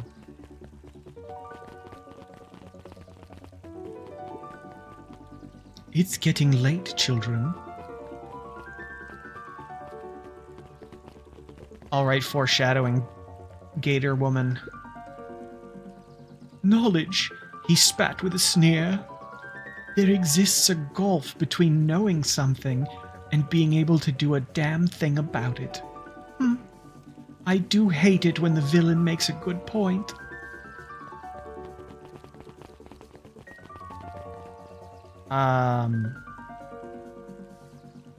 Where am I going? Right.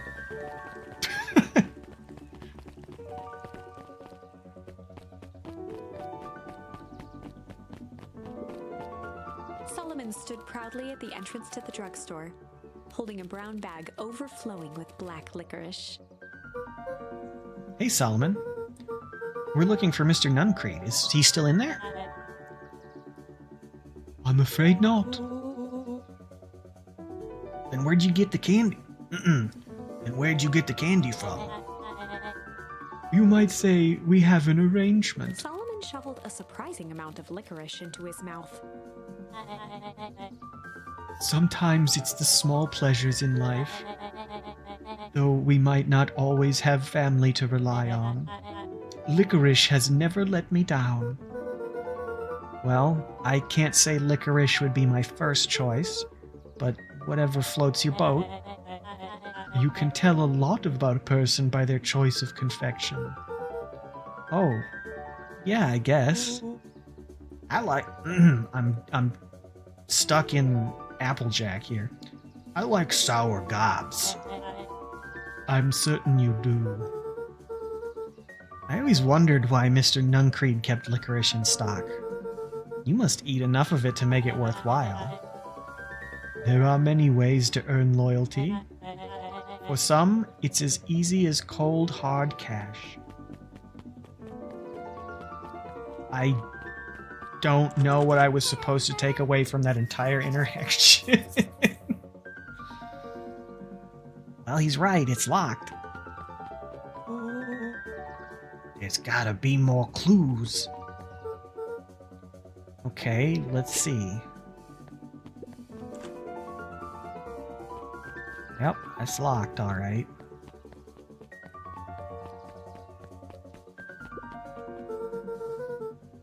Have you ever seen anyone actually use this thing? Besides Mr. Nuncreed? No. Beck cupped her hands on the glass to peek inside. That is not a normal phone booth. It's got, like, a blinky keypad. Why would there be a blinky keypad? Crane's Nude Drugstore. I mean, Underground Secrets. The password. Beck flung open the door, and they all squeezed in.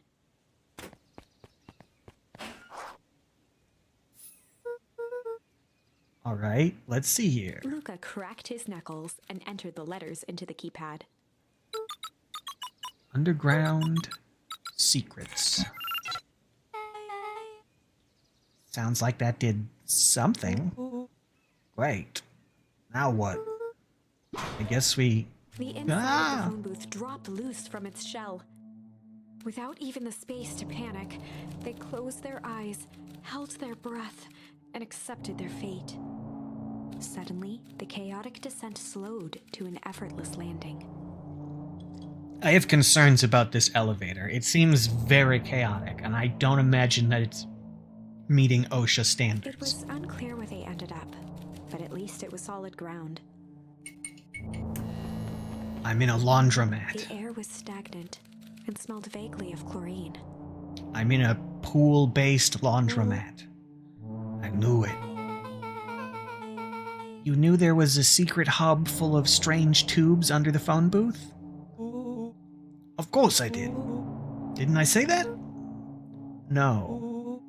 I definitely thought it. Luca, do you remember when I said how cool it would be if the transdimensional conduits from Hank Atomic Issue 12 were real? Rollo, at one point or another, you've said that about every technology ever discussed in Hank Atomic. That's why I'm such a good predictor. It looks like each of these has something written on them.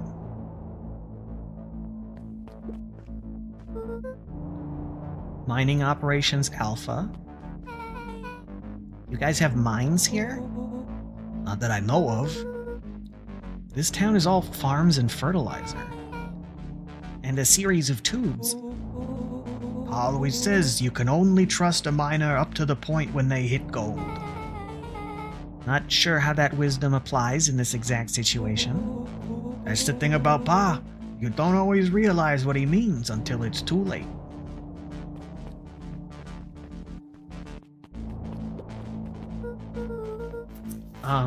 This suit has a broken mask. So, have we found our mystery warehouse creeper? We've at least found their hazmat suit. If it walks like a Nuncreed, and it talks like a Nuncreed, let's not jump to conclusions. Saying. Perennial Harvest main office. That's where my mom works. What does she do? Science stuff? Is she involved in all of this? We just moved here. How could she be involved? True. Valentine Fertilizer Warehouse. Isn't that where you almost got snatched? Yeah. Why would Perennial Harvest have a tube going to the old Valentine place? This is starting to feel like something big. That's a lot of buttons. Stand aside, Earthlings. I've read enough Hank Atomic to know my way around sci-fi tech. Bill's hands hovered over the field of blinking buttons. Eeny, meeny, miny. They're pneumatic tubes. Rolo, what did you do? Nothing. I didn't even mow yet. What was that? Hide. Where? There's nothing but weird tubes down here. Just get back.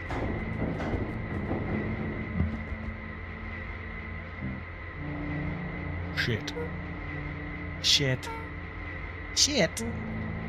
Awesome.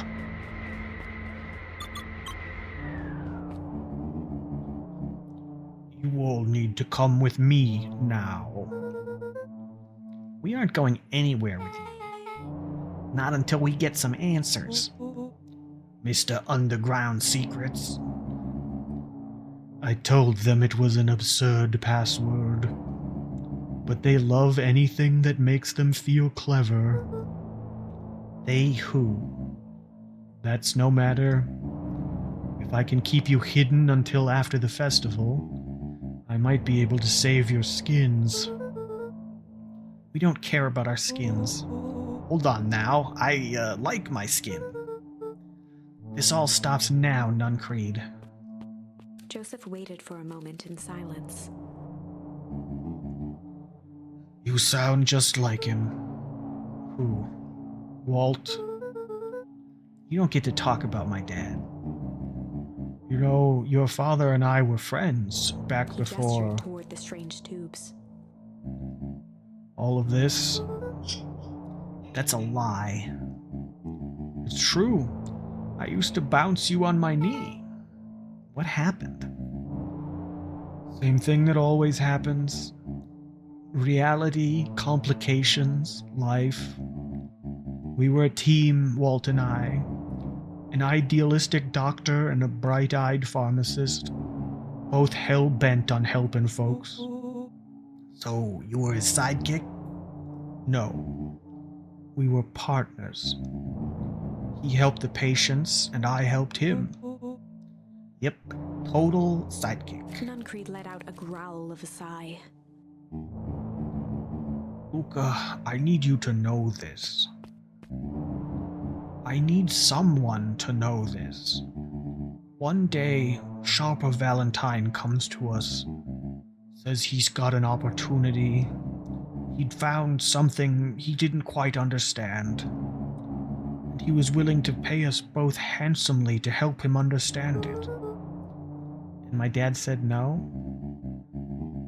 Your father and I both believed in helping people, but the thing I could never get him to understand was it's a lot easier to help others if you help yourself now and then.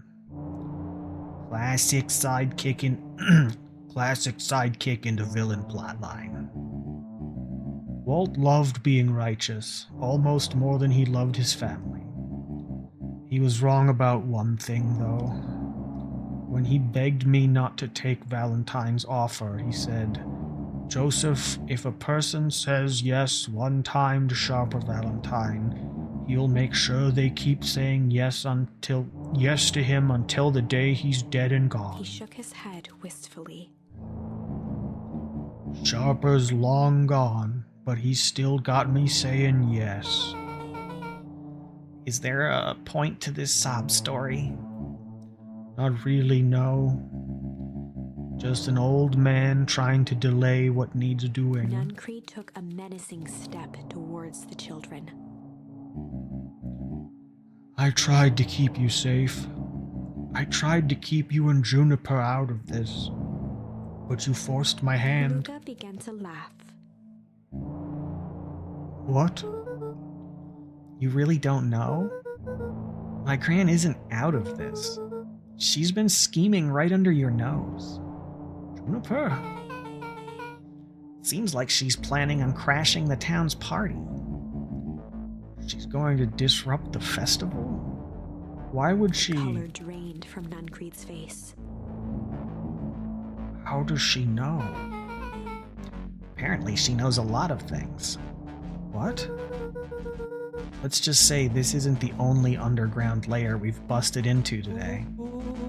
Honestly, hers is way cooler. She's got maps and explosives and bad intentions, big man. Nuncreed grabbed Luca by the shoulders. His eyes were frantic. You need to tell me what she's going to do right now. She doesn't understand what it is she's messing with. Tell me now. She's in danger, boy. I don't know. She had a map with a mark on the fountain in town square. The fountain, but why A would... jolt of realization struck Mr. Nuncreed. She knows about the source? What the heck is the source?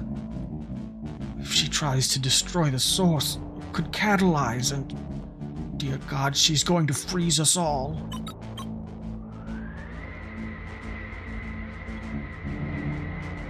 You all need to run. Run where? Away. As far away from this town as you can get. Head west and don't look back. That did not go how I expected. So, we're totally following it, right? Totally. See you on the other side. You good? Yep.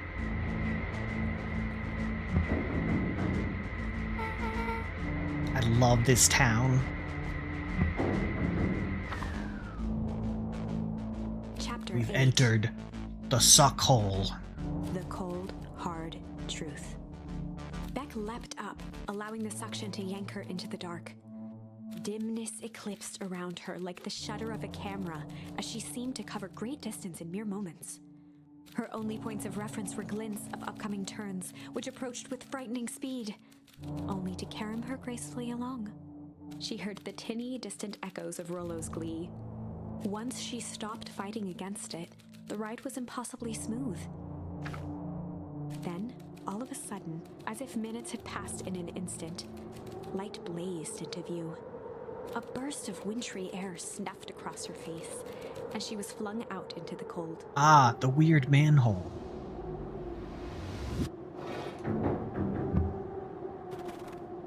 Boink, boink, boink. Boink, boink, boink. Boink, boink, boink. That was intense. Yeah.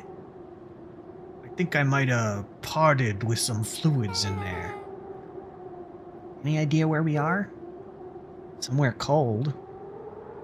Doesn't look like it got on any of us. It didn't feel like we traveled that far. So where did it all go? This place sucks. Why would anyone even want to blow something up out here?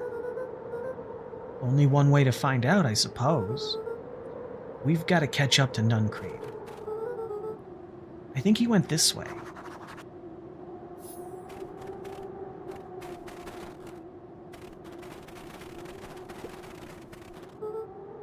This looks familiar, yeah. Maybe we can clear off the snow?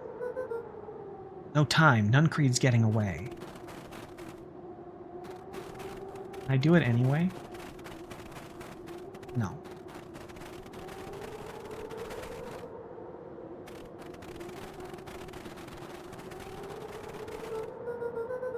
Okay, this is starting to feel really familiar. I may not be the most well-versed on all things Beacon Pines, But this does look like some sort of frozen replica of town. Ah, I got it. It's so obvious now.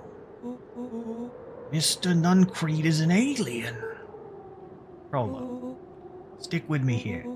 His species can only live in sub-zero temperatures. Oh boy, here we go.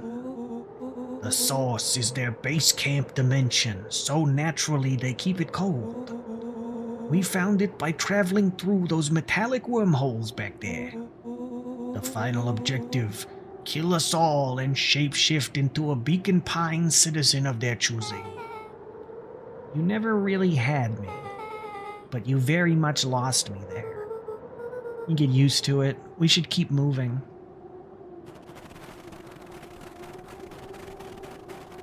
As they rounded the corner to the frozen town square, they spotted Mr. Nuncreed inching cautiously toward a pit at its center. He held his arms out gingerly, as if approaching a beast in the wild. Upon closing the distance, Luca recognized what Nuncreed was after. Gran stood confidently at the edge, one arm outstretched over the abyss. Nearby, a wheelbarrow had been emptied out. She held a lit torch, which flickered in the bitter wind.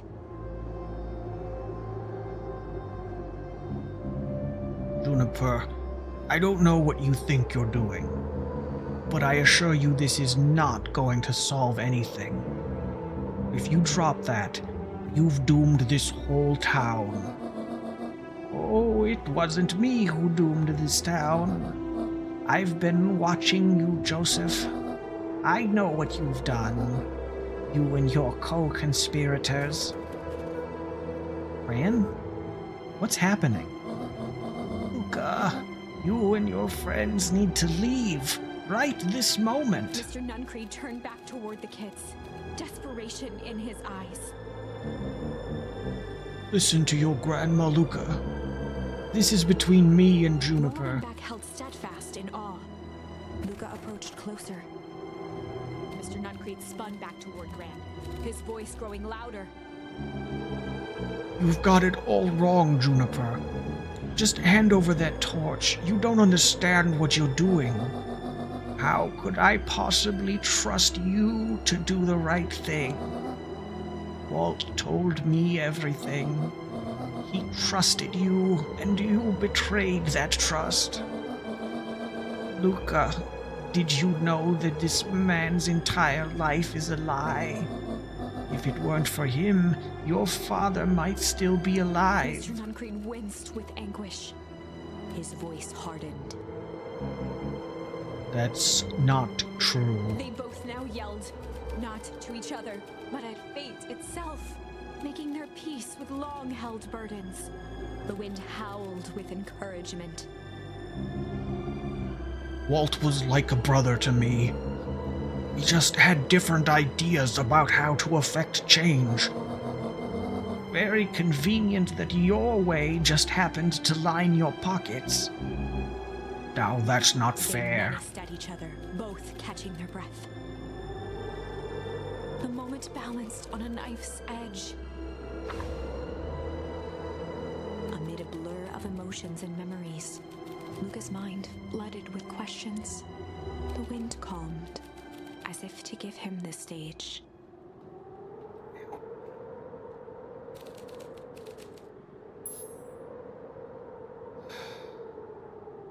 Weep or hum? And in the stillness, he began to weep. It was all just too much. Falling to his knees, Luca whimpered softly. The tears crystallized as they hit the snow. Gran stared at Luca for a moment with warm sympathy, remembering why this was all necessary. This'll all make sense soon, Luca. That was the wrong option. Then everything can go back to normal. I She promise. stiffened up and brandished the torch at Mr. Nuncreed. You can't hide behind those people any longer, Joseph. Once their precious source is destroyed, we'll see where their loyalties fall. Juniper, don't. Ignoring his final plea, Gran flung the torch into the deep darkness. Yeah, that wasn't it. Kablooey. She smiled and exhaled in relief. Mr. Nuncreed moaned in resignation. The torch echoed as it ricocheted down the hole, punctuated with a thunderous thud. You see, Joseph, I've learned one very important lesson in life. If you want things to change, then you must be willing Before to... Gran could finish, the ground shook her to silence.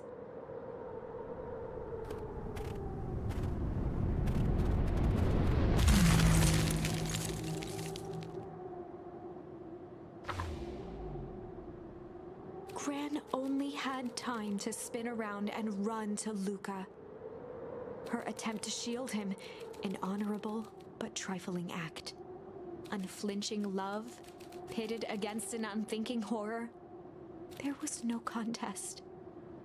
Her warm embrace froze in an instant. That is where they remain, fixed in place, forever.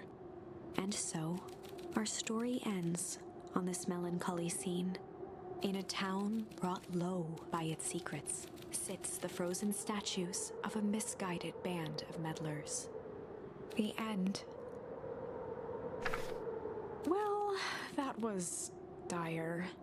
Yeah, On the bright side, we finally figured out where all the ice is coming from. we did that, Now, yes. we just need to find a way to deal with a mystic, unfathomable force of nature. Do I have anything? Nope. All I got is hum. All right. And in the stillness, he began to hum. After the death of his father, Luca had trouble sleeping. Each night, his mother would sit at the foot of his bed and hum a gentle melody. It was the only thing that could calm his mind. The only thing that, however briefly, could make it all seem okay.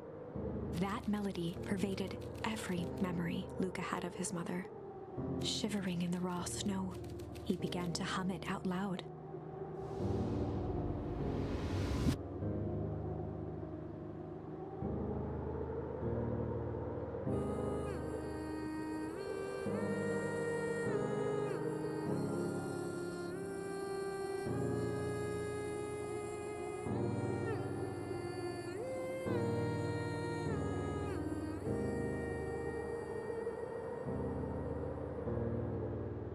Gran lowered the torch, listening closely. As recognition slowly set in, her heart sank. Those countless nights of consolation, the incomparable loss they shared together. Oh. She let the torch fall to the snow and sizzle out. A few steps toward Luca was all she could bear before dropping to the snow herself. I see. I understand. Through a flood of tears, she began to hum along, note for note.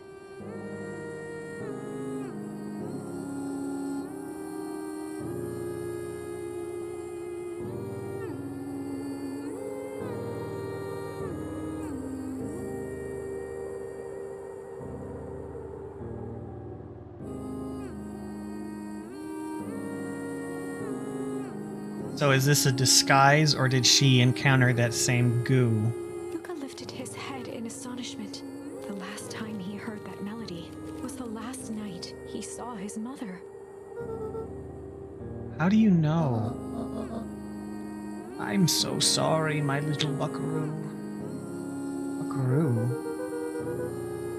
The only people who call me that are my dad and your mother. Luca blinked through blurry, watery eyes, trying to see more clearly.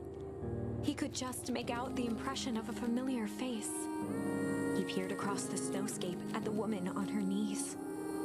Something about her was undeniably his mother. Only smaller, older, changed. Mom? That's right, Buckaroo. Mom! Luca sprinted as fast as he could toward his mother. They held each other close, and the cold retreated from their bodies. Eleanor? I thought you were gone. You should have known I would never abandon my son. Eleanor looked down at Luca, tightening her embrace in an appeal for forgiveness. Ow. You're a smart man, Joseph. I thought you'd have pieced it together by now. You were exposed. Mom, I don't understand any of this. What happened to you? Where did you go? Why did you leave me? I never left you. I was always right here, Luca. Why did you lie to me? Oh, it tore me up, Luca, but I did it to keep you safe. I thought that getting answers would help us both move on. But the more I discovered, the more I realized the danger we were in. Till perennial harvest was stopped, it was better if everyone thought I was gone. Could have trusted me. These are bad people, Luca. They won't stop until they get what they want. And they don't care who gets hurt in the process. And what do? We have to stop them. Joseph slumped into the cold, wet snow. They can't be stopped. This is too big. I tried beating them at their own game. I'm done fighting fire with For fire. the first time in a long time, her voice felt like her own again. No more lies. I see now there's a better way to stop perennial harvest. The cold, hard truth. Luca gazed down at Nuncreed with pity. He looked small. Joseph stared into the snow, as if searching it for answers. Come on, everyone. We've got a party to crash.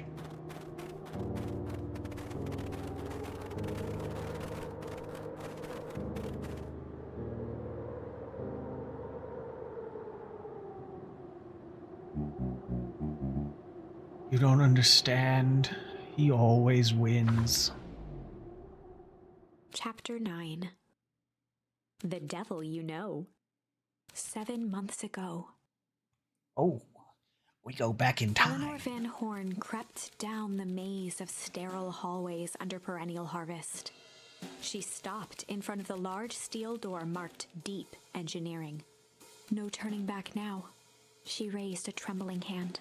The stolen keycard worked as promised, and the door buzzed open with mechanical efficiency. She was immediately hit with the smell of disinfectant. It was some sort of laboratory. In one corner was a desk covered in papers. Across the room stood a tall metal pod with hoses protruding from its base. She rushed to the Classic desk lab. and began shifting through the piles of papers. They were experiment reports on something called Tempus liquamen. There were dozens of them. Every one stamped failed. A good laboratory will keep all of its notes on its failed experiments just kind of haphazardly scattered on a desk in the lab. If you put those kinds of things into storage, they're just going to get lost and you'll end up doing the same experiment over and over. Eleanor heard the sharp echo of footsteps approaching. She was out of time. Her eyes scanned the room, eventually landing on the strange pod. Muttering a curse under her breath, she dashed over and dove inside.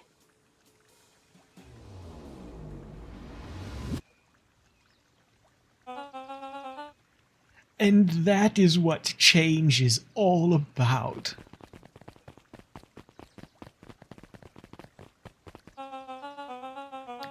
Grabbing the future by the scruff of the neck and making things happen.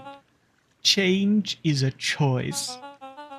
I am tickled pink that we will all be making that choice together. How great is that? This man is a liar. Excuse me? I will not. This town has a dangerous secret, and perennial harvest only exists to keep it hidden. Nonsense. They picked up the whole damn town and moved it right under our noses. You aren't making any sense, dear. Mr. Kerr addressed the crowd with a sarcastic tone. Imagine such a thing. It's absurd and just plain impossible. They promised they could fix the foul harvest. They told us they would clean this place up. We just had to leave town for a few days. But while they had us evacuated... Mrs. Hartford, I'm afraid I'm going to have to ask you to... You're afraid of a lot of things, aren't you? You sniveling little worm. This is growing tiresome. A little help, please. Don't you all see? This festival is a sham. An excuse to have the whole town gather in one place. They're planning something awful. I don't know what, but these people are wicked. Don't listen to her. She has absolutely no proof. I am the proof. I'm Eleanor Van Horn. Whispers filtered through the crowd. Well, aren't you just as sneaky as the Dickens? We all knew Valentine's fertilizer was too good to be true, and now this whole town is paying the price. Ladies and gentlemen, I am so sorry about this disruption. My associates will take this obviously disturbed woman somewhere comfortable so that she can get the help she needs. She's not the one who's disturbed. You two-timing clown. You all know there's something wrong with this town. It was just easier to look the other way. The truth is...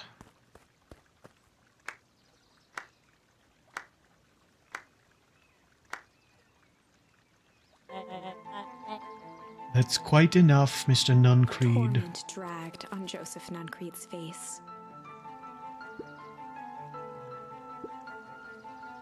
Yes, sir. Take them away. No, I want them to see this. Ah, the ever-tempestuous Eleanor Van Horn. You've been quite the thorn in my side. Like a weed that's burrowed in where it doesn't belong. I must confess, you look dreadful. He paused for a moment, plucking a piece of fuzz from his sweater and discarding it to the ground. Consider yourself in rare company. You've managed to pull one over on me. It won't happen again. I knew you had some sort of plan to disrupt our little party. But alas, I expected something a bit more impressive than incoherent rambling. No matter, your failures are yours to bear. Mr. Kerr... Yes, sir. It's a shame it was cut short, but I thank you for that rousing oratory. I will take it from here. Yes, sir, of course, sir. You have done quality work for me, William. You can look forward to the recompense we agreed upon. Kerr gave a bow of deference. Founder, you are most gracious. Gasps rippled through the crowd. Thankfully, we can dispense with the formalities from here on out. Solomon pulled a glass vial from his pocket. In one smooth motion, he downed its contents. A triumphant smile grew across Solomon's lips. You can call me Sharper Valentine. His body and face began to contort and expand as he disappeared into a belching green mist.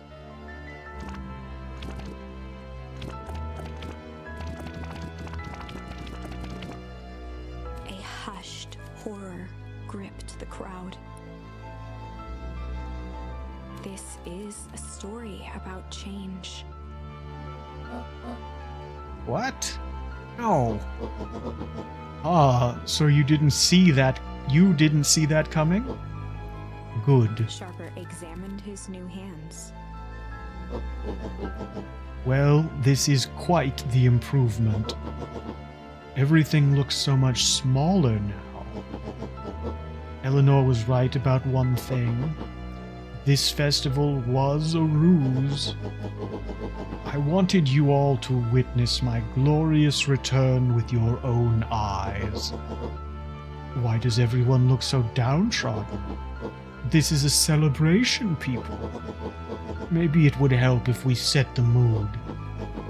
Mr. Kerr, be a dear and reveal the sign.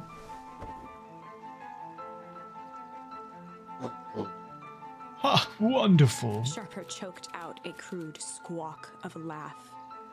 Frustrated grumbles sprinkled through the crowd. Sharper, you malicious bastard. I'm glad you're back so I can tell you to your face. You destroyed this town. We ain't gonna let you get away with it again. Sorry, this is not the time for audience participation. Some assistance, Mr. Kerr. William Kerr gave a subtle nod to the clipboards. You coward. Does anyone else have something to contribute? A helpless quiet settled over the crowd. I thought so. Did you all truly believe you could be free of me? A town of complete and utter fools. You people should be celebrating my return. You're clearly lost without me. And that leads me nicely to my children. Daddy, I gave you both the greatest gift a parent can give. The opportunity to prove yourselves in my absence. Squandered. To say I am disappointed would be an understatement. But Silence, Augustus. An adult is speaking. I don't know which is worse, a son who is completely hopeless, or a daughter with such potential who inevitably lets me down. Eris, you fail me with admirable consistency. Thankfully, I was counting on it this time. Father, I have been wasting time, my dear. What have you accomplished? I was focused on cementing our legacy. Legacy? Who needs a legacy when you can just live forever? What about... It's all right, kiddo. I'm afraid you suffer from a complete lack of imagination. There's just no helping it. Now then, where is Joseph? You didn't take the opportunity to slip off, did you? Ah, there he is. Everyone should give him a hand. None of this would have been possible without Joseph. I think you've said enough. Nonsense. The people deserve to know how helpful and loyal you've been. I only did what I did because he left me no choice. You always had a choice, Joseph. You were simply too weak to take it. No matter. Cheer up. You are about to be rich beyond your wildest dreams. You should follow Mr. Kerr's example. When I found him, he was in a sorrier state than any of you. An aging actor desperate to recapture his youth. He played his part, and soon he'll be able to play the leading man again. Forever, in fact, if he remains loyal.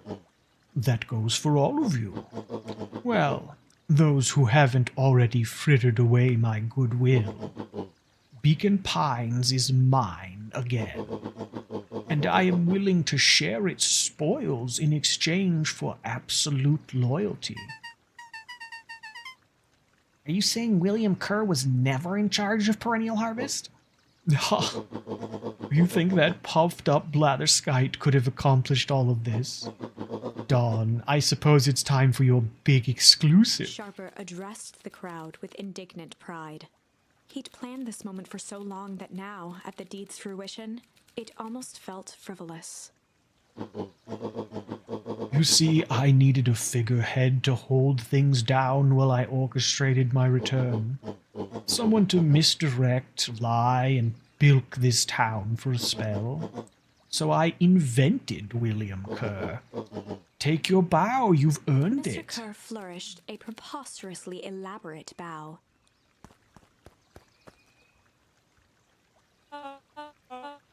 Patrick C. Montesquieu, thespian extraordinaire at your service. Oh, I remember his book from the library. I take back my earlier sentiment that he should talk himself up. He's a jackass. Founder, I just wanted to thank you again for this opportunity. It truly was the role of a lifetime. Wait. So this Bill Kerr was a Pat C the whole time?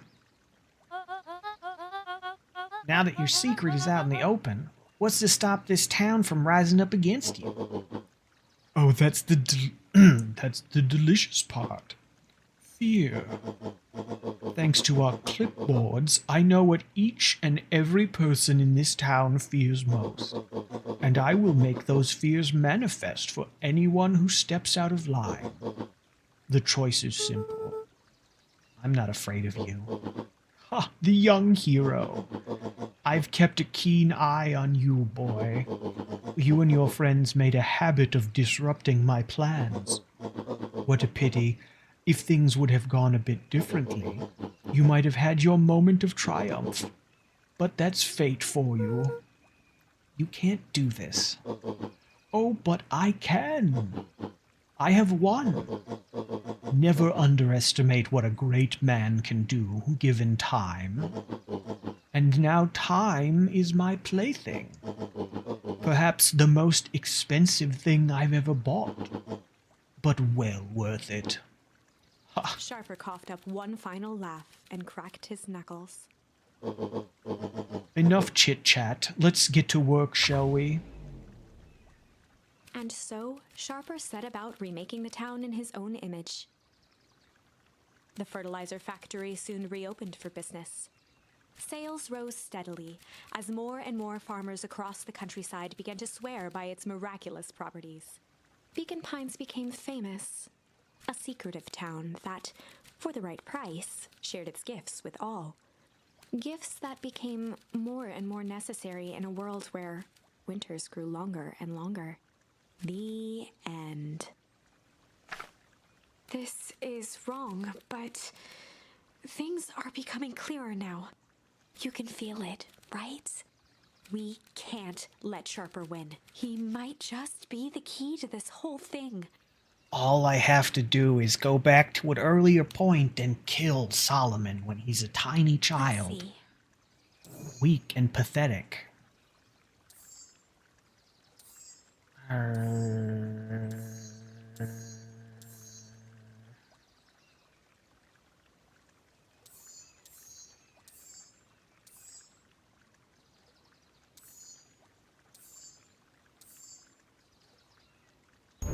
Okay.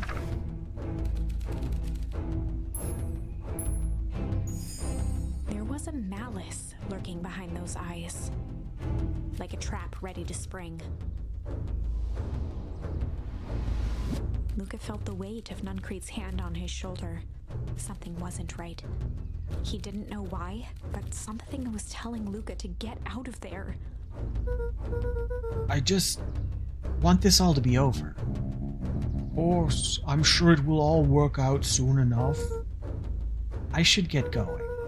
I told Roxy I'd check for Rollo at the Luca twisted treehouse. free of Nuncrete's grasp. Of course. Luca, you know your dad and I were good friends back in the day. You can come to me with anything. Anything at all. Yeah, right.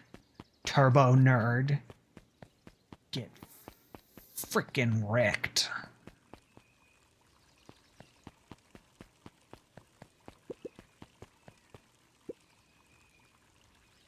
These festival decorations are a bit humdrum. Now, if I were to throw a festival, it would be a thing to behold. I agree, this is all more than a little sad. It's worse than sad. It's boring. What if we did a little something to spice things up? I'm listening. You know that festival sign waiting to be unveiled? It would be a shame if someone... The two scurried off, eagerly formulating a plan.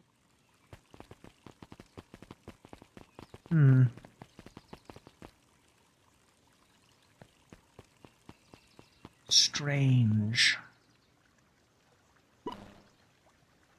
Identify yourself, please. Nellie Modeville. I work here now. I am unable to locate you on our staff roll. Oh, I don't officially start until tomorrow. Mr. Kerr said I could come in early tonight to get a few things done. Hold, please. Clearance authorized. Thank you. Our harvest awaits. Whoa. You could get a wrench to the noggin sneaking up on a guy like that.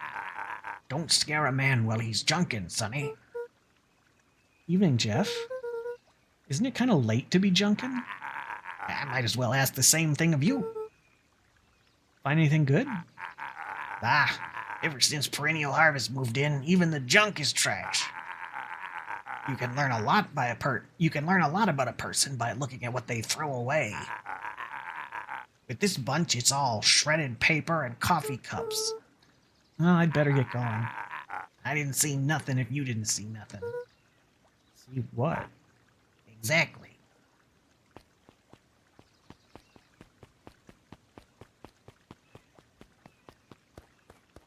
You have nothing. All right. To the treehouse. Hey, Jetson. Have you seen Rolo come this way by any chance? Afraid not. As elusive as the fish in this here pond. We can check the bait box. See what new thing I have. Pungent. Luca wrapped a twig of thyme around the hook. Some fish have refined taste.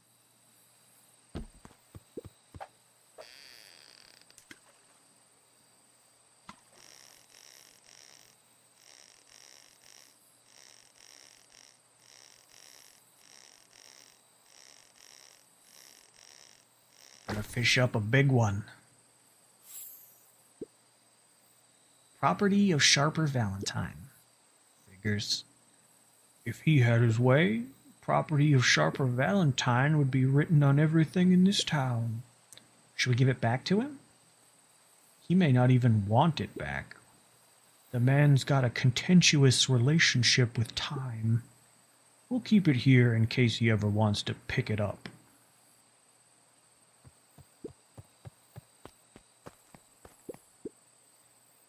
Looks like we could use some new bait. What do you say we head out and find some more?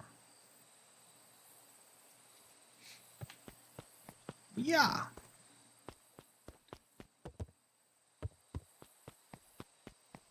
All right. Into the treehouse. Rolo? He aired a long holler into the woods. Rolo!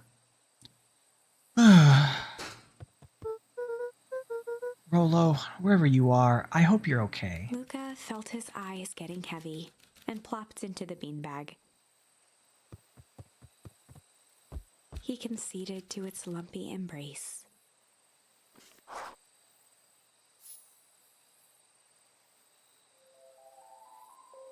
Once again, Luca found himself in a vast black expanse.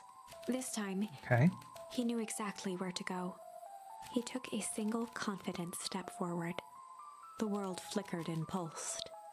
He found himself standing in front of the frigid air of a blazing campfire, the source. He plopped down cross-legged and gazed into the cold flame, waiting. Soon enough, the fire began to die out, popping sporadically, until all that was left was a single ember. Luca stood up and dusted himself off. He plucked the glowing ember from the cold ash, examined it, and slid it into his pocket. A keepsake. The voice of his father spoke behind him. "You made me proud, Buckaroo." Luca turned to face him. "Dad, what is this place?" A warm grin grew across his father's face. "A place where everything that has been and everything that could be all wait together."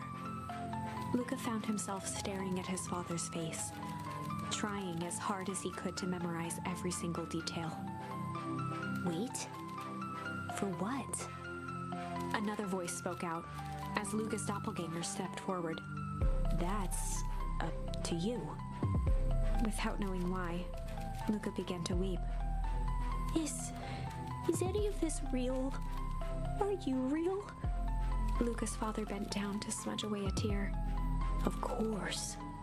I'm as real as the part of you that misses me." Luca turned to look at the older version of himself. A little vague. "And you?" The doppelganger choked back tears. "I'm as real as the part of you that's angry he's gone." Does that make sense? Through his tears, Luca laughed. "I think so." His father pulled him in for an embrace. "Time to go, Buckaroo." Time. Luca was startled from his dream. Time is the fire in which we burn. Are you in there? I don't know what voice to give A that. voice rumbled from below. Just as Luca sprang to lock the entry hatch, the door knocked open. Chapter 5. Dangers big and small. Luca stumbled back. He heard the rope ladder creak under significant weight.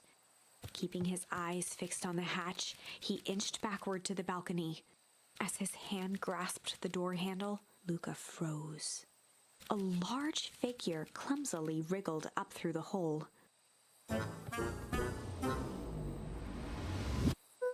A yet unknown interloper. Or I'll...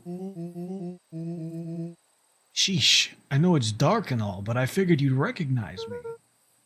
Who are The you? large figure cocked its head inquisitively. Stop now, or I'll clobber you with a baseball bat. Whoa, whoa, whoa, take it easy. Luca, you need to get your eyes checked. It's me, Rollo. Nice try, but I know you aren't Rollo. You're like one of his random uncles or something. Where is he? Uncle. Luca, quit messing around. It's me. If it really is you, prove it. Flamin' chicken coop, Luca. Luca's jaw dropped. He peered more closely at the man standing in front of him. Something about him was undeniably Rollo, only bigger, older, changed. How? What happened to you? When I was running away, I ran into more people in those yellow suits. They grabbed me and dragged me away. What? Where did they take you? Dunno. They threw a bag over my head. It was cold and smelled like a swimming pool. I think I was in an underground lab or something. They made my hands all big. Look. Rollo proudly presented his hands to Luca. Pretty sweet, right? I mean, it wouldn't be my first pick for a superpower, but beggars can't be choosers. Rollo, it wasn't just your hands. My feet too? Dang, Pa just made me new shoes. Wait, Luca, why are you so small? Luca moved to the side and pointed Rollo to his reflection in the balcony window. What the? His hands shot up to his face. Holy Toledo! Rollo, what did they do to you? They made me drink some sort of green crud. Ew. Actually, it wasn't too bad. It kind of tasted like licorice. I passed out and woke up like this. And then I sorta smashed open my cage and escaped. Whoa, you smashed open a cage? Kinda. At least, I think I did. It's all a bit of a blur. They had you in a cage? Who are these people? I don't know who did this to you, but we're gonna fix it. Fix it? This is awesome. Well, I'm just glad you're safe now. Luca, you don't need to worry about me. Sure, I got snatched, but look at it this way. I got snatched. I know where snatched people go. We may finally have a lead on what happened to your family. Maybe you're right, but this all seems dangerous. Danger. Ha! Rollo shadowboxed a few jabs. I'll take them all on. Hey fellas, what's up? With a yelp, Rollo dove behind Luca. Ah, take cover! Did I come at a bad time? Who the heck are you? This is Beck. Sorry, something truly bizarre just happened and I need help. I didn't know where else to go. So, you're just hanging out here with your large adult friend? No. This is my buddy Rollo. This is your missing friend? One and the same. He seems a little old. I'll have you know this is a recent development. What the heck does that mean? Oh, I'm sorry. You're the one who just showed up out of nowhere. So we'll be asking the questions here. That's fair. How did you find us? Your silly little treehouse? I think you mean our silly little mission control. I hate to break it to you, but your secret path isn't so secret. And I could hear your racket from a mile away. See, Luca, this is why we need to improve security around here. Not now, Rollo. Beck, you said something bizarre happened? Yeah, but She shot a nervous glance at Rollo. anything you can say around me, you can say around Rollo. This has been a weird day all around, hasn't it? Yep. Beck's eyes narrowed. Okay, so it all started when I made it back home. My first order of business was to try and salvage my hair. So I dyed it with some stuff from the chemistry set my mom gave me. Okay, just need to play it cool and hope no one notices. Notices what? Oh, nothing. I was just... come over here and let me have a look. Oh, honey, what in the world did you do to your hair? I just kind of felt like a change. This is going to take forever to grow out. You were the one who said change was a good thing, right? I was talking about your mother's new job. I was talking about us moving. Well, I guess I took your lesson to heart. Ilona tried to put on a smile. Before I forget, I came up here to tell you that Nellie had to go into work. Night? Her and Mr. Kerr decided it would be good for her to get some things done before tomorrow. That Kerr guy seems like a grade A creep. Beck. He is. Him and his weird cult of personality. You are not going to ruin this job for Nellie. It means too much to her. Oh, I know exactly how much it means to her. It means enough to her to exile her daughter to this podunk town. This place sucks. The people are weird. You just don't know them yet. It's always cold. We're in the mountains. You'll get used to it. I can't even pick up a single decent station on the radio. It's all banjo music and farm reports. You know, I grew up in a town not that different from this one. Is that why you're better at talking to plants than people? Okay. So here's what we're gonna do. First of all, you're grounded. What? In the morning, I'll have Nellie come and see what we can do about fixing your hair. You need to look presentable for the festival, but not another peep. She sighed, and after a moment, looked down at Beck sympathetically. I know moving is hard, honey, but that doesn't mean you have to make yourself miserable all the time. Other people seem to have that covered for me. Oh, and if you decide to rebel by dyeing your hair more, She flashed a sly grin and tousled Beck's hair.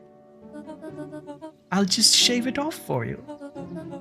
Think of how rebellious you'll look then. Very funny. Thank you. Good night, sweetie. Good night, Mom. Wait. First of all, this town does not suck. Second, you need help because you got grounded? No. I'm sorry you got in trouble. It's my fault your hair got screwed up in the first place. Don't worry about it. I actually kind of like this look. Wait, can we get back to the story now? This next part is the important bit. I have this radio I upgraded with my mom, and I was too angry to sleep, so I tried to dial in something worth listening to.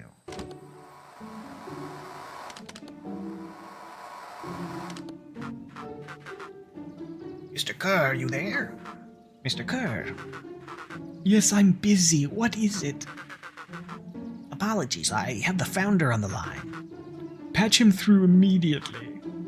One moment. Hello, sir. It's so nice to hear from you. Skip the pleasantries. What's your report on our new lead researcher of deep engineering? Nellie Moodwell seems to be integrating nicely.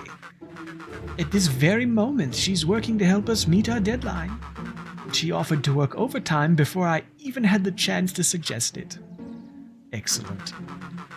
And you have faith that she's capable of finishing the work left by her predecessor? Her work must be complete before the festival. I will make sure she stays day and night until it's accomplished. Good. You know how I feel about loose ends. Yes, sir. Once she finished the work, we need to make a determination regarding her long-term prospects in the company. Immediately, sir? I usually have more time to fully bring people into the fold. We are in the end game, Bill. After your failures with Dr. Prescott, I can't afford to take any risks. And of course, sir, no loose ends, sir. Once she finishes the work, she will either leave the office completely committed to perennial harvest, or she won't leave at all.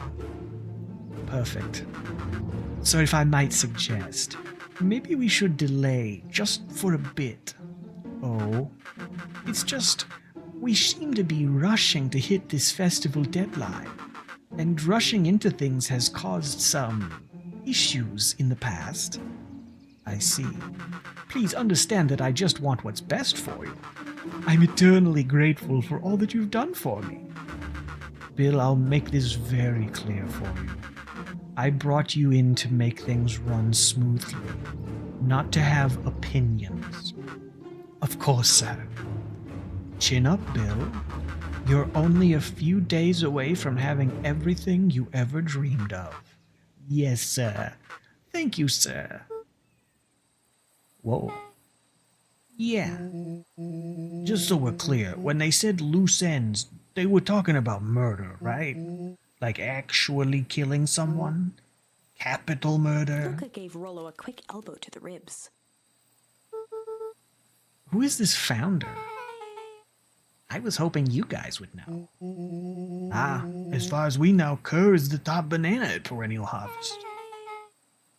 He sounded scared of this founder guy. So we have an even topper banana on the field. What the hell is my mom caught up in? Has she talked much about the job? Not really. She said she was going to come in and continue the work of someone she respected. Luca, do you think that body at the warehouse was the person Beck's mom came to replace? Would make sense. Beck, it seems like Nellie's predecessor got, loose-ended. I'm getting that impression. Okay, so we need to get your mom out of there before the festival happens. That's 2 days away. Won't she just come home after work? The creep on the radio said they were going to hold her there until then. So if she's not coming out, we gotta go in and get her. Beck flicked a large sheet of paper out of her pocket and slammed it on the floor. Maybe this'll help. You have blueprints? Well, it's really just a welcome map for my mom's PH orientation day. But it shows the layout. Sure looks like blueprints to me. Look, here's the reception area. There's a big room marked Founder's Office. It even has the exits marked. Guys. We have a deadline. We have an objective. We have blueprints. You realize what this is, Willow right? started to wiggle with excitement. I think we're heisting. This is officially a heist. Chapter 6. The Heist. I was hoping that would be the name. They spent the night's end huddled around that small map, formulating a plan to infiltrate the headquarters of Perennial Harvest.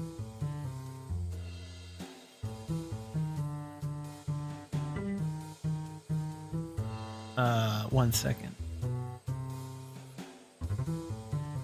Things in the background are thinging in a strange way.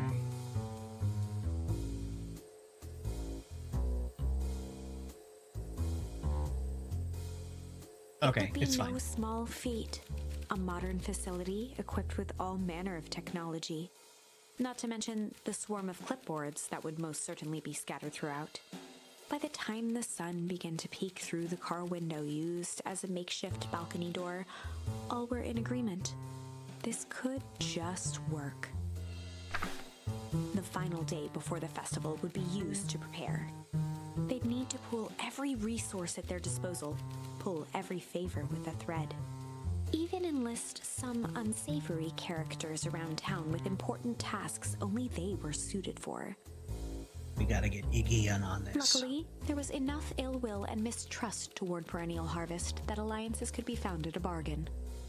Luca, Beck, and Rollo rubbed their eyes as they exited the treehouse. They hadn't slept at all that night. There was no time. The festival was to begin in 1 day, and they each had their assignments. Alright, quick recap. Rollo, you're gonna talk to Roxy. Cordially. Without her and Fitz, this whole thing could go bust. Me? Cordial is my middle name. Uh-huh. And how do you plan to explain He your waved new vaguely at Rollo's sizable figure. circumstance? Bah, she'll be so happy I'm alive she won't even Beck notice. snorted an involuntary giggle. And Beck, you're sure Iona won't just shoot this whole thing down when she hears it? She'll listen. Once she understands the danger Nellie is in, the danger we're all in, the plan will make sense. Okay. That leaves me with Jeff, then Iggy.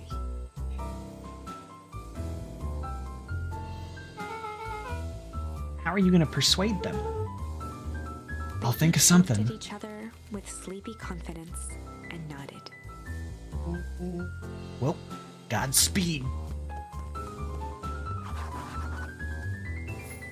Alright.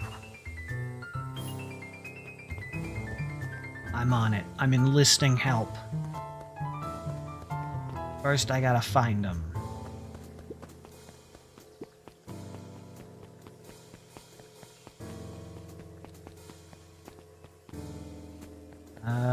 I'm guessing down here, maybe?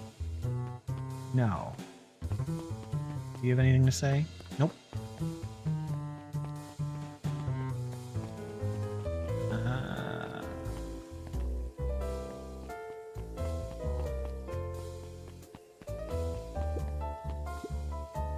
Yeah. You ever wondered why an agricultural company employs an army of survey takers? The clipboards? They say they're just trying to make us happy. Do they want to make us happy? Or just figure out what makes us happy? An important distinction. True. Very true.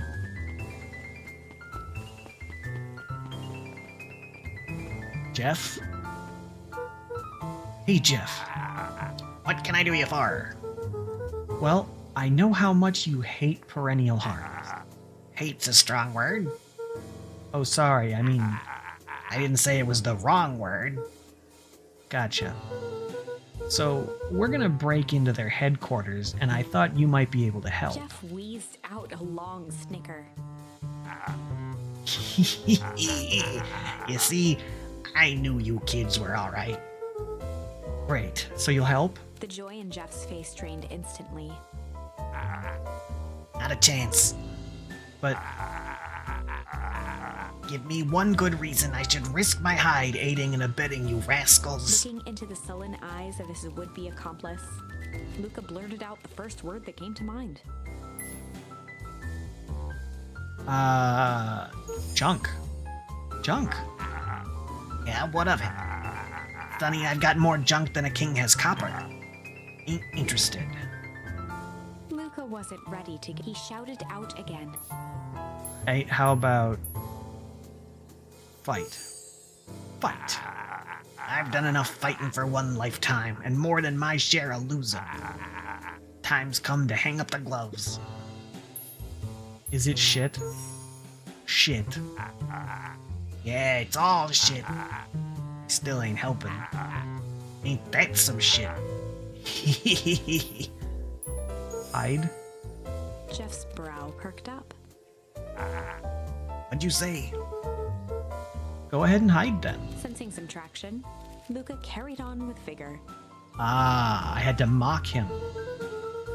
Let a bunch of kids do what needs to be done. We're not afraid. Jeff's scowl faded with a sigh. Say what you will about old Jeff, and they all do. But you'll never hear him say I hid from nothing. One good stomp of the foot was all Jeff needed to drive his point home. What was it you kids needed? Some sort of disguise. I've got just the thing. And while we're at it, that crate should come in here. This ain't gonna be free, you know. I'm thinking 5 bags of sour gobs should cover it. Put it on my tab. Luca offered out his open hand to seal the deal. With a firm and dusty grip, Jeff reciprocated. Done. Swing by first thing in the morning. Alright, we got Jeff on board. Now I need to find Iggy. Where would that rapscallion be? Found him. Hey Tish, look who it is. Luca, are you here to try to tickle us to death again? Look, just hear me out. Iggy raised an eyebrow suspiciously. We listening? Iggy, I know we've both been giant bags of shit to each other. He gave a reluctant shrug. You're not wrong. But lately, life has been kinda strange, you know? Iggy considered the point. Things have been weird around here. So I'm offering a truce and asking for your help. What do you say we break our hostilities, at least for now?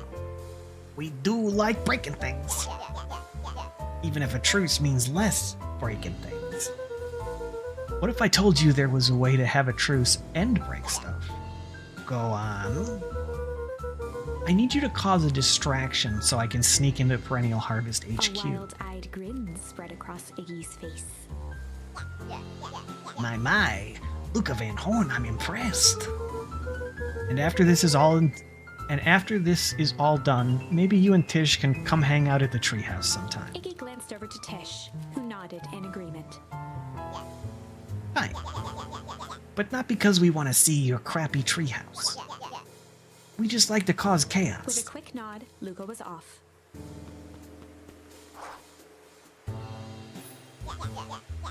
Did you hear that, Iggy Tish? gazed up at Tish with a smile. He invited us to hang out at the A treehouse. single tear ran down Tish's cheek. I never expected this day to come. How wonderful. Chapter 7. She speaks at last. Into the hive. A good heist requires preparation. And thorough preparation takes time, something they had precious little of. So far, everything So was we're gonna in wing order. it. Jeff, Iggy, and Tish all agreed to do their part. Beck radioed Luca that night with a simple and covert message. We are locked and loaded on my end. And Rollo, after a lengthy confession, managed to persuade Roxy and Fitz to help. He stowed away in mission control for the night to avoid attracting attention. Rollo, being uniquely suited for the role, would be the first to breach perennial harvest. The outfit provided by Jeff wasn't perfect, but a convincing disguise is 10% wardrobe, 90%. Confidence, true. Rollo took Very a few true. vigorous breaths and shook out his arms. You can get into a lot of places with a clipboard and an attitude of authority. Just stay calm, Rollo. You can do this.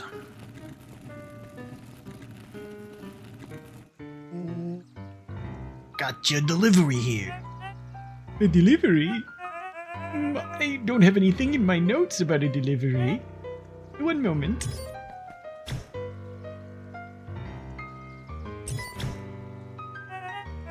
I'm so sorry, but there's no delivery scheduled for this morning. Right. He had to think quick. That's because this goes directly to the founder. He asked that it be kept Rollo secret. sighed, adjusting his tool belt. You know how the founder can be. I suppose we can leave this one off the records.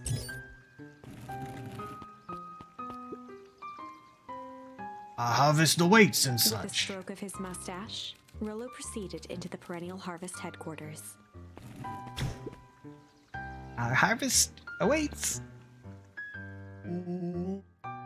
Package here for the founder. Oh, I didn't hear anything about it. Yeah, this is a need-to-know kind of thing. I'll just check. He stammered and flipped through the pages of his clipboard. Oh, excuse me. This goes directly to the founder. I don't have time to fill you in. Oh, I see. If you could just complete this form. Rollo interrupted with urgency in his voice. Every time with the forms. Look, if you want to explain to the founder why I'm late, well, it's your funeral. I'm sorry. What did you say your name was again? Rollo panicked. Harvest awaits. Sir, that's a restricted area. Excuse me, sir. Harvest awaits. Ready to light this candle, Tish? Yep. Suck on this, perennial ham fist.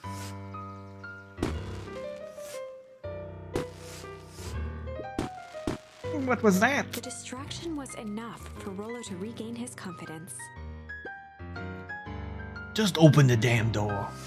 I've got a job to do. The clipboard fumbled around in a frenzy. Hey. I should check on that noise. Oh, come on. Just buzz me in already. Okay, okay.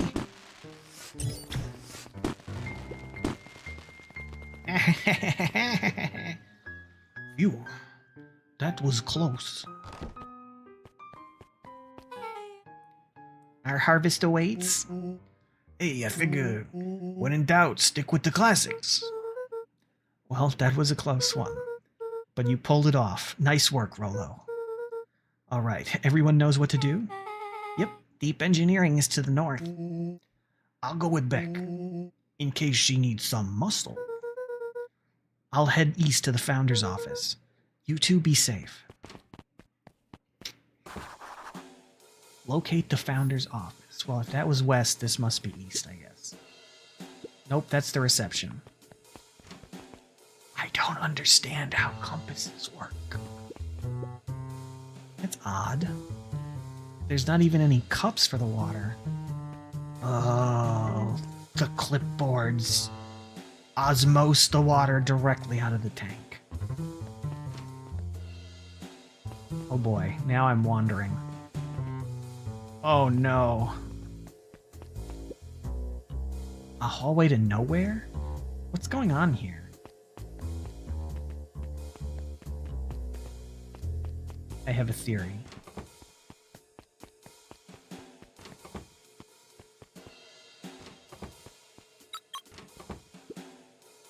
Solomon? Solomon stopped in his tracks.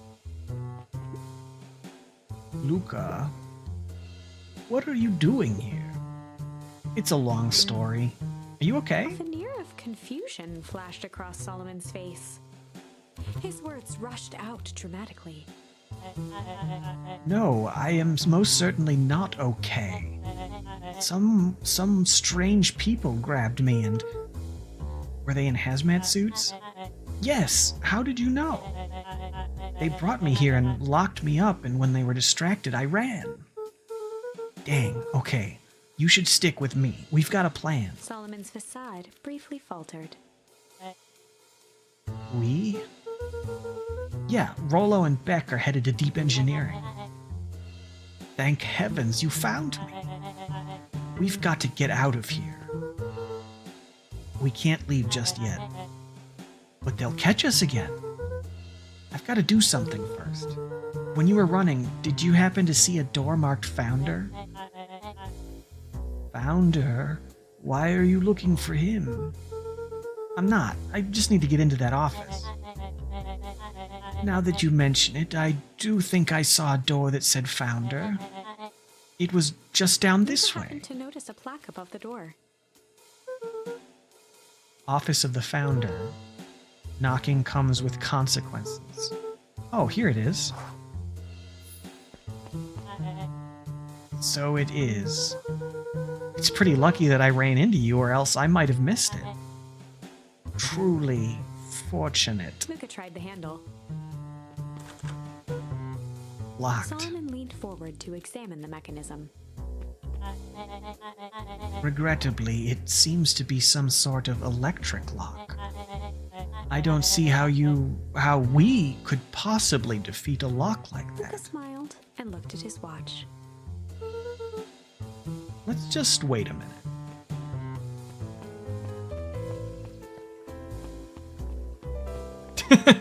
Very subtle.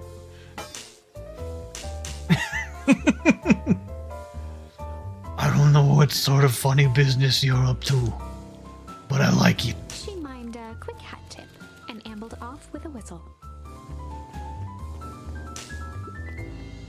Howdy. Good afternoon. The light on the keypad changed from red to green. How did you do that? It's good to have friends. Quick, let's get inside before someone spots us.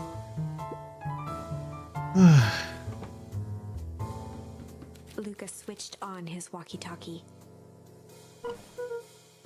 Rollo, I'm in. As expected, there's a control panel here. Wait, timing! We're stuck at a locked door marked number 24601. Need you to get us through.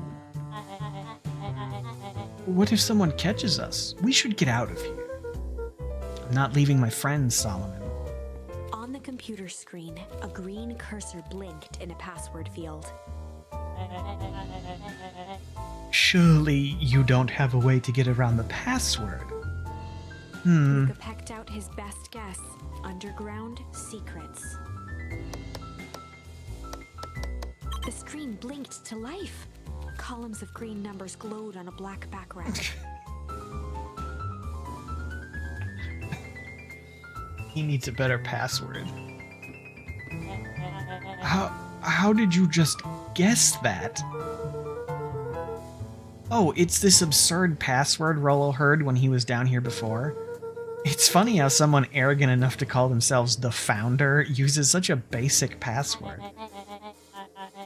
Or they were thinking several moves ahead, not expecting anyone to guess something so simple. These villain types always end up outsmarting themselves. Solomon's jaw clenched into a half smile. Your powers of deduction are as impressive as your luck. Luca quickly scanned the columns for number 24601. Rolo, I think this should do it. Bingo bango, doors open. Luca, you never fail to impress. What is that slippery lout even doing down here? We have a friend whose mom is in trouble. We're here to get her out. I see. Okay, Luca, I think we're close. The next door is marked 13806. Once again, Luca scrutinized the numbers on the screen. In that moment of distraction, Solomon reached forward and pressed a large red button. Maybe this one opens the lock. Crap, we've got company. Luca must go faster. One sec, I can't think with all this noise. He quickly skimmed the screen with his finger. Here it is, 13806. Go, go, go! Curse these fumbling hands. My apologies, Luca. Don't beat yourself up. I know you were just trying to help.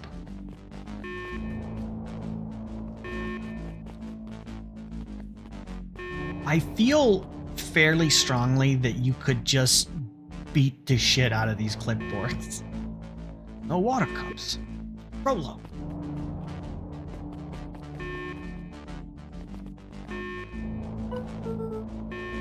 Rolo, are you okay? Rolo, come in. Mr. Kerr approached with a sneer and spoke into his walkie-talkie. You can turn off the alarms. They're trapped. With self-satisfaction, he called into the hallway. That, my dears, is a dead end. Nowhere to run. Rolo, where are you? Are you okay? Yeah, I think we lost him. Making our way back to Nellie's office. Okay, you two rabble-rousers are coming with us. Nope. Make a break for it. Did that little shit just kick me? Don't just stand there. After them.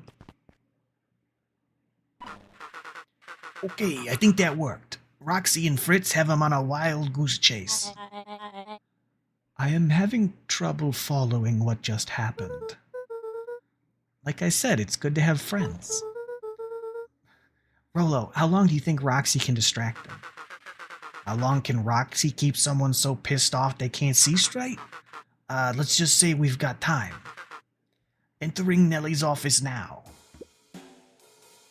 Mom. Oh, honey, what did you do to your hair? I thought you'd be happy. I finally used the young chemist lab kit. You sure have a knack for making me incredibly proud in the most frustrating ways. We need to get you out of here. We? Who is your adult friend? Oh, I'm not an adult. Ever heard of a growth spurt? I had more of a growth spew. No, that's not possible. Nellie leaned over to examine his teeth. Substantial banding on the enamel of the molars, consistent with tempest liquamine exposure. Is that what you call the gunk they forced me to drink? You drank it? Oh no. They told me it was only being tested on plants. Oh, Beck, sweetie, I promise I didn't know. Mom, what the hell is going on at this place? I was brought here to work on the discovery of a lifetime. A novel chemical compound was discovered under Beacon Pines in a wellspring they called the Source. They named it Tempest Liquamine. It pulls energy from its surrounding in order to fundamentally alter matter's relationship to time. It was the secret to Valentine's fertilizer. They harvested the source, infusing small amounts of Tempest liquamine into the product. It worked wonders, drastically accelerating plant growth. Crops would be ready to harvest in a fraction of the time. But it led to complications. The foul harvest. Perennial Harvest came in to clean up the mess, to succeed where Valentine failed. But Tempest liquamine is rebellious. Rebellious? You can think of it as a manifestation of change itself. It's volatile by its very nature. So the more you try to force it to do a specific thing, the more it resists, yes. I can relate to that. My role was to finish the work of my predecessor, Dr. Prescott. Harnessing Tempest liquamine to reliably manipulate an organism's age. Just imagine how many people we could feed. Mr. Kerr was very insistent that we achieve a successful result before today's festival. But you didn't, right? Nellie sighed. You know how much I love a good puzzle. I poured myself into the problem. It wasn't long until I discovered oddities in Dr. Prescott's notes. Oddities? They contained obvious errors, mistakes that someone of his reputation would never make. So I fixed them, and now I get to replace my entire wardrobe. I really am truly sorry. Those clothes were all hand-me-downs anyway. Sounds like Dr. Prescott figured it out, got cold feet, and intentionally sabotaged his own work. I had considered that possibility. I've sent a letter asking him to clarify his thinking. Mom, Dr. Prescott is dead. Kerr had him killed. What? I overheard them talking about it on the radio. It's why we gotta get you out of here. I just... like now. Wait, the vial. I finally solved the chemical equation allowing direct control of aging. Mr. Kerr picked it up just before you came. All the more reason we gotta hightail it. Luca, we've got Dr. Modwill heading your way now. Roger that, be careful. Alright, everything's on track. And what is your plan for escape? We'll go over everything when we get there. In the meantime, maybe we can dig up some more info. Malice 80 proof whiskey. A hard drink for a hard man. Wow, even his alcohol is arrogant. Solomon muttered inaudibly. I should just smother you right now. What's that? I said I shouldn't bother you right now. Don't be silly, you're no bother at all. Let's see what else this bad boy has on it. Security system, time card logs, payroll. You know, for being so evil, this guy sure is boring. Solomon once again muttered under his breath. Just you wait. Huh? Oh, nothing. Luca tugged on each of the cabinets. Dang, this must be the good stuff. They're all locked. Perhaps he's not as careless as you suspected.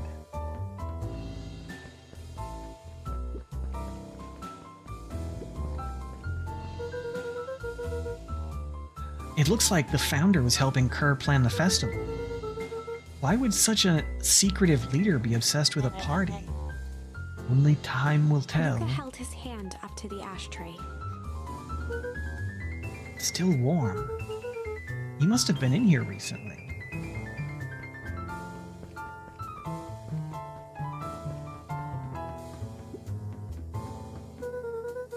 I'm really sorry you got dragged into this mess, Solomon. You needn't worry about me.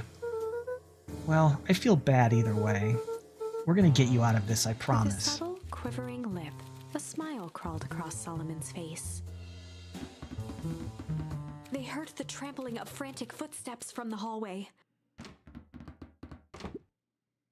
Lock it, lock it, lock it. Locked. That was close. When we left Nellie's office, it was swarming with clipboards. We barely got away. Did they follow you? Rolo. before we start tossing blame around, is it possible someone ordered a pizza? We'd love to hear your thoughts. Definitely not pizza. What now? Don't look at me. I'm officially retiring from the heisting business. We're so sorry for the inconvenience. We just have a few quick questions. Just let me think. Can someone watch the door? Of course. Everyone else, huddle up. Oops. I think this little caper has gone on long enough. Solomon, no. Hush now, child. The adults are speaking. Dr. Modwill, a brief reintroduction is in order. We've never met in person, but we have corresponded. You see, it was I who hired you. Solomon, the pathetic orphan child. The powerful and enigmatic founder. Sharper, the fallen progenitor who created this town. Perennial harvest, Valentine fertilizer, all connected by a single thread. Yours truly. But that's... Her eyes searched the floor in thought. Solomon watched eagerly, waiting for the flicker of epiphany. With a sickened look, she peered into his soul. Ah yes, now you've got it. Empis liquamine, you discovered how to reverse the process. Solomon clapped with genuine delight.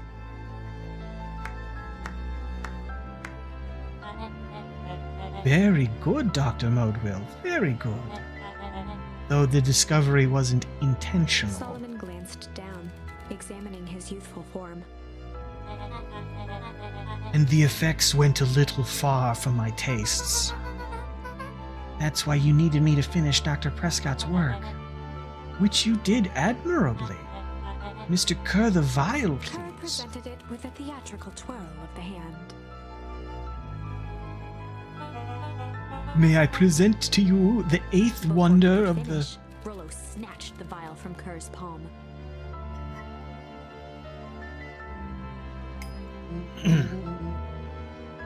Wow, this stuff sounds pretty valuable. Be careful, you fool. You have no idea what you have in your hand. Actually, we do. You just did a whole evil villain monologue thingy about Rollo it. casually tossed the vial to Luca. Gosh, maybe I'll have a Luca taste. tickled the vial mockingly. Seize him! Luca, over here. Move another inch and I'll smash it. She held it tightly behind her back. Solomon sighed, speaking in crisp, measured syllables. You have no plan. I'll smash it, I swear. Fine, risk killing us all. Or if you're lucky, nothing happens. Then what? We capture you and grant you much less He leniency. pursed his lips with feigned sincerity. But I give you my word, if you hand it over now, none of you will be A harmed. deep uncertainty washed over Beck. You're a smart girl, Beck. But there's no shame in being outwitted by someone smarter than you. We both know there is only one way She this looked ends. to Nellie shakily. With a dispirited nod, Nellie sighed in defeat. Beck slowly approached Solomon. That's a good girl. Beck, don't do it. We can't trust this jerk. I'm sorry, he's right. With apprehension, Beck conceded. Solomon pocketed the vial and brushed off his shoulder with a sharp flick. Mr. Kerr, you have allowed yourself to be humiliated by a group of children. Report to my office tomorrow for a performance review. The blood drained from Kerr's face. Of course, sir. But first, you have a speech to make. Trot out there and give me the introduction I deserve. And don't forget to smile. Yes, sir. And to think all of this is thanks to the efforts of Mr. Van Horn. I don't understand. How is this all because of me? I said Mr. Van Horn, silly child. Dr. Walt Van Horn. Your father was always a thorn in my side. I offered him an opportunity to be part of something great, but the fool was blinded by righteousness. He even broke into my laboratory in an attempt to sabotage my Solomon work. shook his head with gratification. But the universe has a funny way of correcting course. By meddling with a force he didn't understand, Walt showed me its true potential. As fate would have it, Luca, your father's dying act was to grant me eternal Muffled life. applause resonated faintly through the walls. Well, that's my cue. After the festivities and my subsequent ascension, I will return to deal with you all. Until then, I suggest you use this time to reflect on the magnitude of your failure. You three keep post outside the door.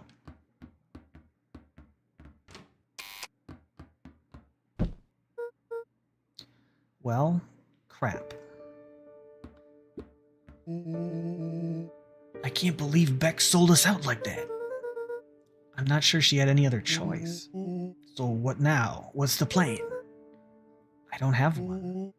Of course you do. You always have a plan. Rolo, you just need some time. Rolo, it's over. We lost. Nellie was staring at the floor, deep in thought. Sorry, Luca. Give me a minute to calm my mind. Hey.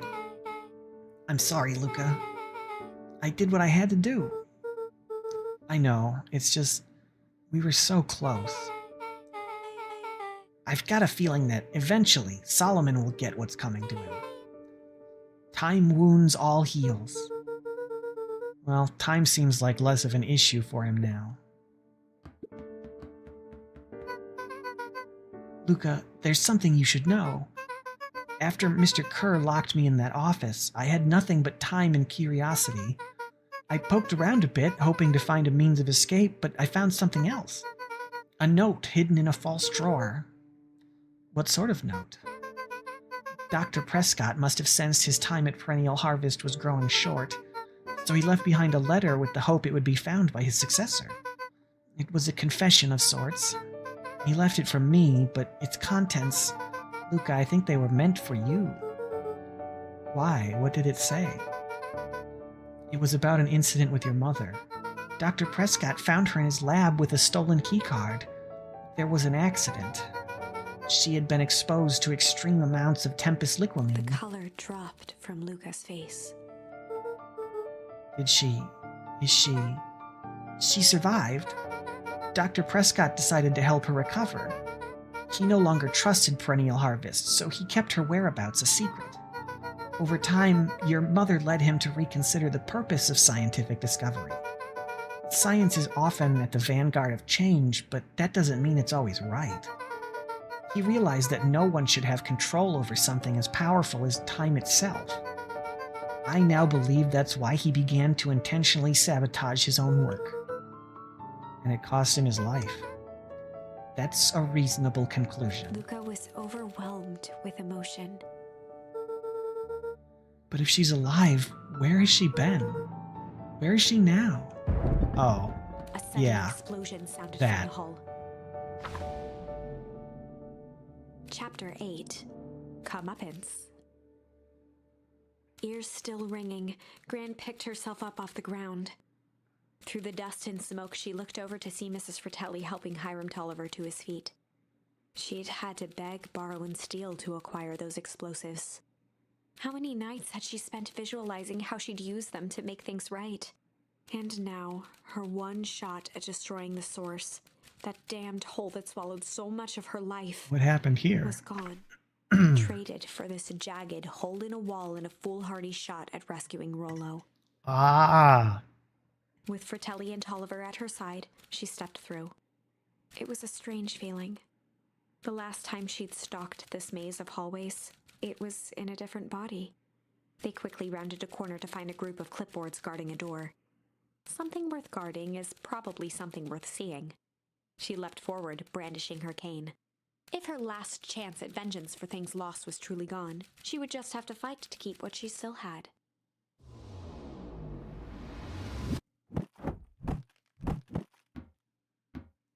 See, this is what I'm saying. I feel like most people could take these clipboards. Gran, what are you doing here? Luca, what are you doing here? We're here to save Nellie. We're here to save Rolo. Hey, Mrs. Lucas Gran. That's awful nice of you. But I'm fine. Oh no, what did they... Gran, there's no time to explain. We have to go now. Come on, everyone. We've got a party to crash. They made their way out from deep within Perennial Harvest, just as Solomon finished up his speech. Thankfully, we can dispense with the formalities from here on out. Solomon pulled a glass vial from his pocket. We've got to stop him. In one smooth motion, he downed its contents. A triumphant smile grew across Solomon's lips.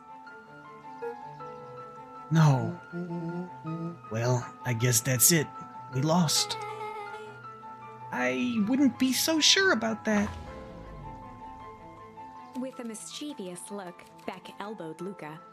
Remember when I had the vial behind my back?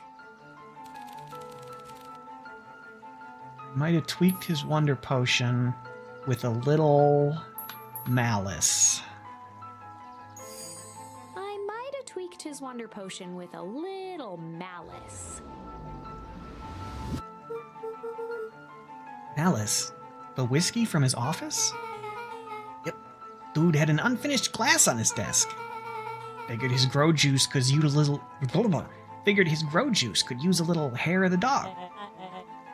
You can all call me Sharper Valentine. His body and face began to contort and expand as he disappeared into a belching green mist.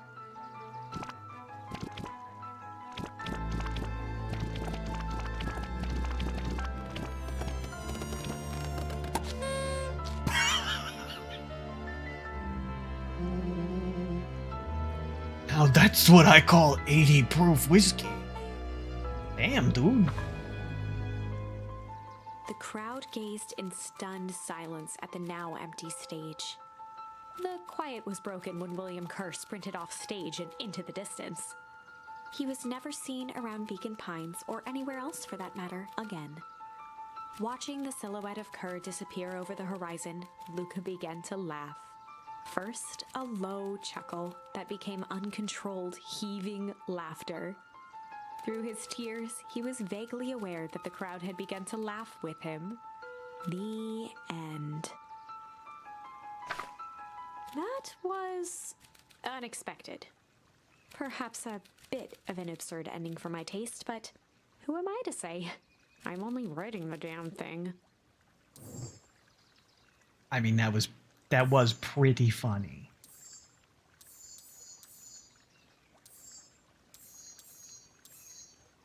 Just want to double check. I'm pretty sure we are at the...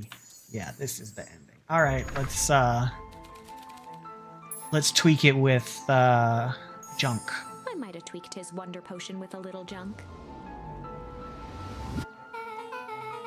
Can't wait to see the look on his face.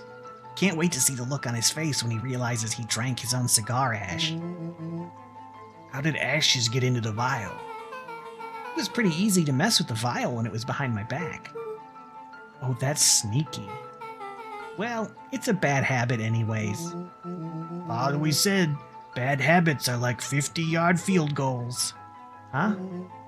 Hard to kick. You can call me Sharper Valentine. His body and face began to contort and expand as he disappeared into a belching green mist.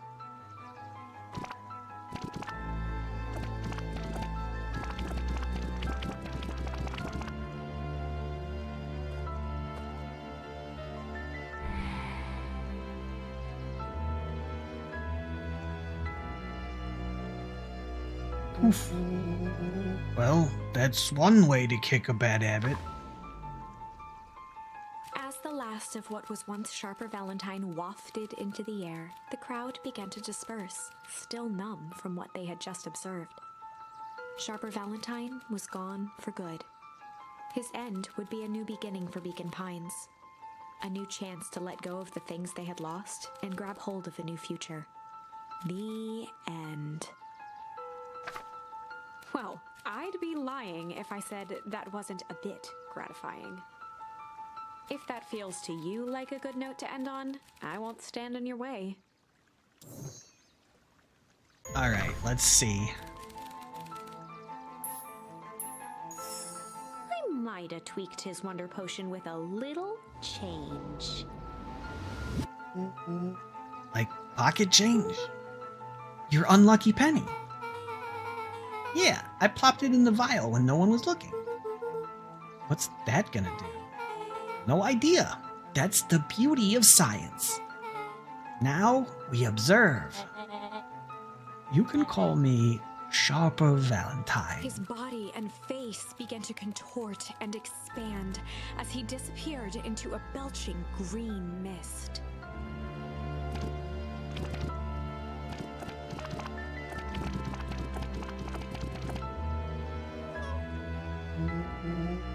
Holy crap.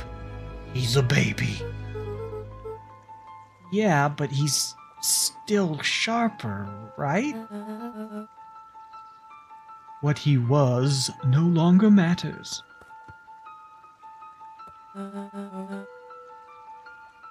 Look at that fucking face. This is an innocent child. I apologize for all the harm my father has caused you. Eris awkwardly cradled the squirming child. She looked to her brother, her voice shaking with uncertainty.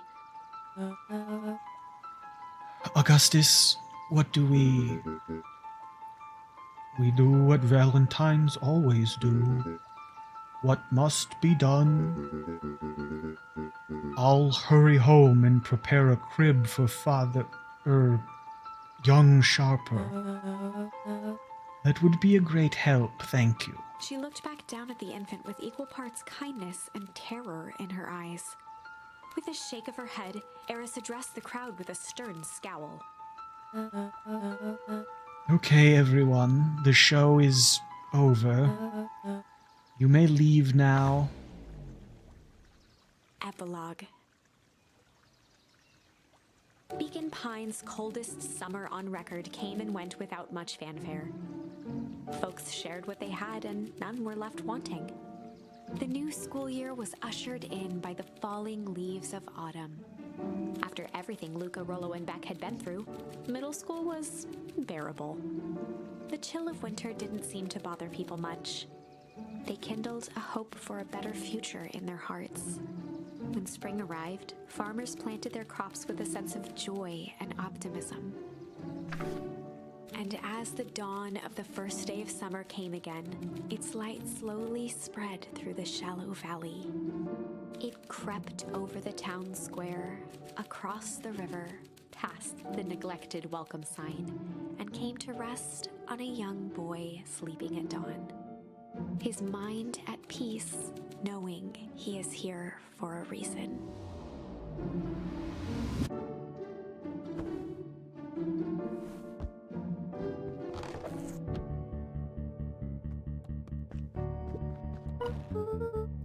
Rollo, are you up yet? Roger that. It's a beautiful day at Mission Control. You gonna swing by?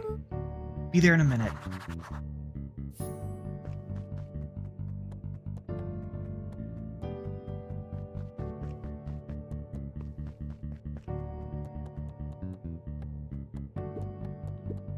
Over time, Eleanor began moving Walt's old things out of the closet and into storage. Eleanor had moved back into her bedroom. And now that she wasn't sneaking out late, she even slept there most nights.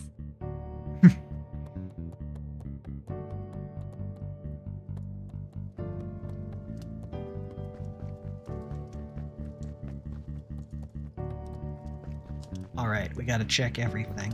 That's for looking cool. Okay, the most important question.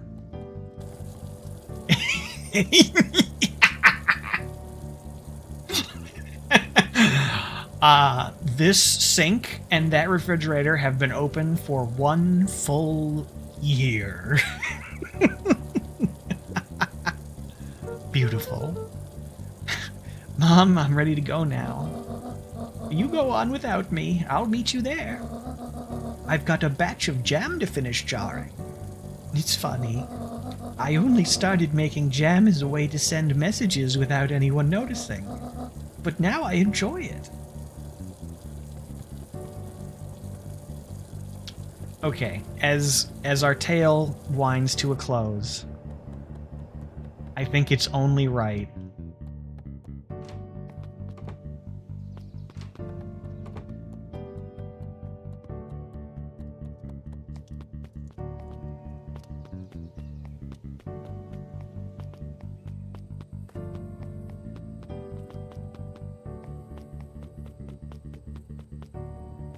Ah, they took down the headstone.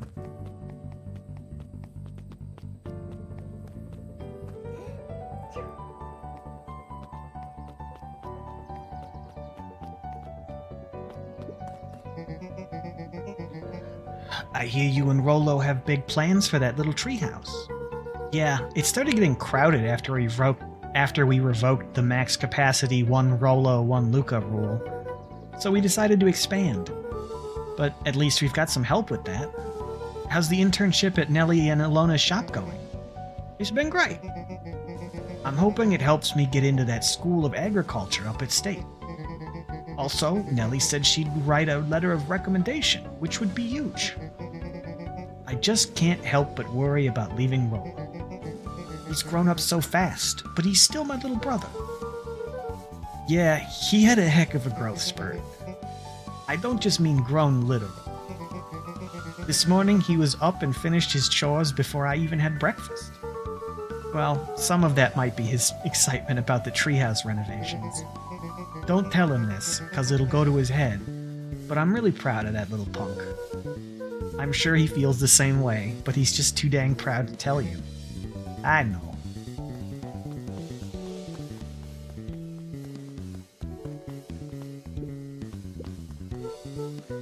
Hey Gus, how's the tree planting going? Couldn't be better. I'm so grateful to Ilona and Nellie for letting me help. I just wasn't built to be a mayor. Too much bureaucracy. It's nice to see his character model finally smiling. Gus, we finished cleaning up the sidewalks. What's next? When perennial harvest collapsed, most of the clipboards skipped town. But some stuck around and dedicated themselves to making things right.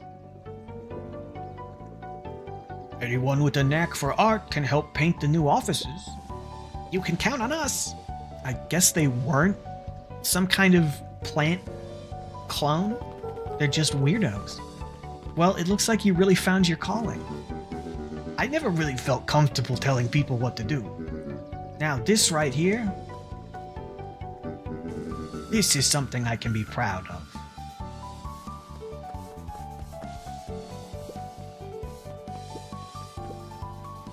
How's the napping this morning? The most underrated part of a good nap is the view. And the view's getting greener every day. Nice. I see you decided on a name. Yep, we had to clear out all the old stuff before putting on the final touch. Slow and Dirty Harvest is now official. I like it. It was actually Nellie's idea. There's still a lot of work to do, and the name serves as a reminder. Just because progress is important doesn't mean change should happen fast. In fact, I've learned that the more you care about something, the more important it is to take things slow. Our motto is go slow and fix things. I'm into that.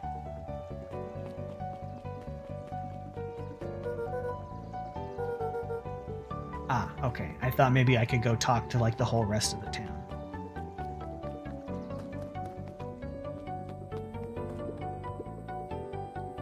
Get this. I managed to reel in an actual fish this morning. Seriously? Yeah, an honest to goodness, flip-floppin', swim-swammin' fish. I don't think I've ever caught an actual fish here. Been at least 7 years since I've caught one. I'd say it's a good omen. What'd you do with the fish? Oh, I released it back into the pond. I'm hoping to catch it again tomorrow. What's heaven for the fisherman is hell for the fish. Is there one last piece of bait in here? Nope. Luca wrapped a twig of thumbfish Can I leave without fishing? Because there's nothing to be gained from this. A little higher. Yup. Little lower. Yup. Little higher. Yup. I'm telling you, the angle isn't the issue. We need more power to the radio. Luca, there you are.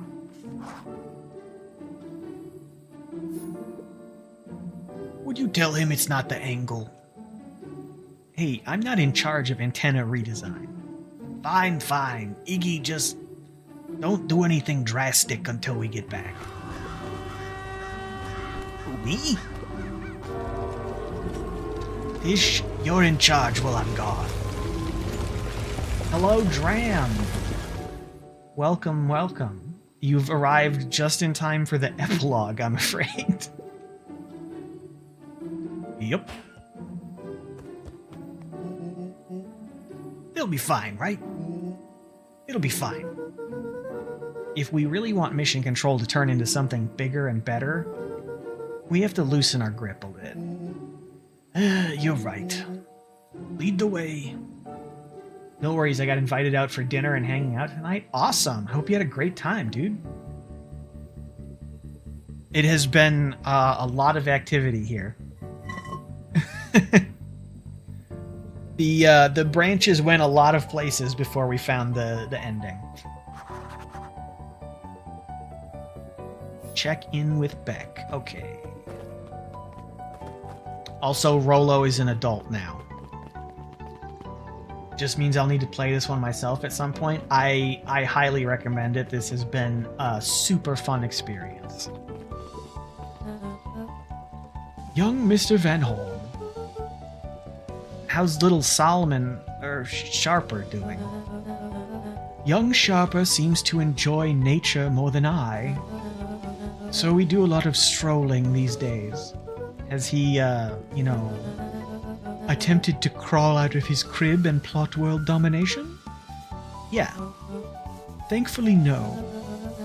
I spoke at length with Dr. Modwell, and she feels that Sharper's infant mind was not developed enough to retain his previous memories. For all intents and purposes, the child is unmolded clay. Let's hope he's a little nicer the second time around. That is the objective, yes. But really, all I can do is try and hope. 2 activities I am endeavoring to find less distasteful. Well, I think you're doing a great job. And the whole town is ready to help out however we can. I can't wait to teach him to throw a baseball. Eris did her best to ignore the tears welling in her eyes. That would be acceptable. Oh heck, it's a Palpatine thing. There was a whole thing with Solomon. It was rather Palpatine-esque. When we got to the end of it, there were 3 different endings, and one of them is extremely comical. I won't spoil it in case you decide to play, but it was something. What's today's news that needs knowing? I'll give you tomorrow's headline today. Our old friend Patrick C. Montesquieu, aka William Kerr, just performed a stirring rendition of The Iceman Cometh at the State Correctional Facility. I hear there wasn't a dry eye in the house. Well, I guess he has plenty of time to work on his craft. Pretty sure I own this somewhere, so I probably will. Yeah, the fact I own it means it was probably either in a humble bundle or a humble choice, so there's, yeah, a good chance you also own it. He looked to his friends with a thankful smile. After everything that could have gone wrong, everything that did go wrong, we made it. The end. Closing her eyes, Miss Hatch took a deep, relaxing breath.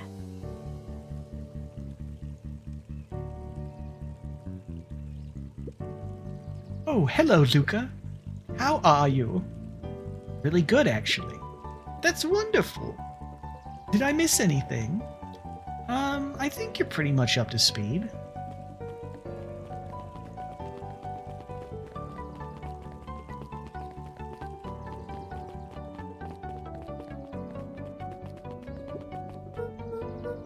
Hey, Mr. Nuncreed. I'm gonna go see my dad in a bit. Did you want to come with? Even after everything I did, you'd still... Mr. Nuncreed shook his head. You really are your father's son, aren't you? I don't think I'm ready for that yet. Well, you're always invited. I bet he'd love to hear from you. I'll visit Walt in my own time. You run along now.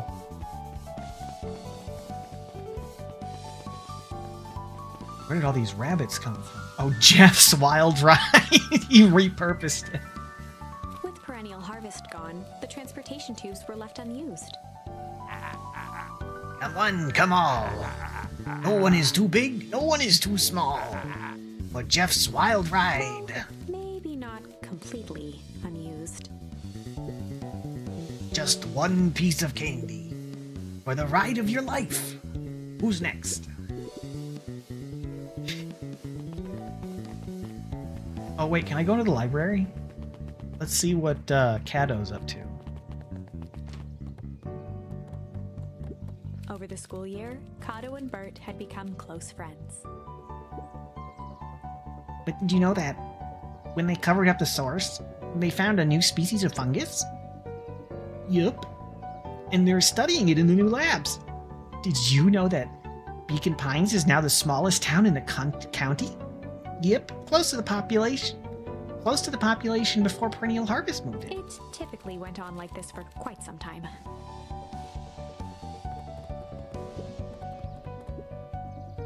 I can't believe it's over. Yeah, the town's really starting to turn a new leaf.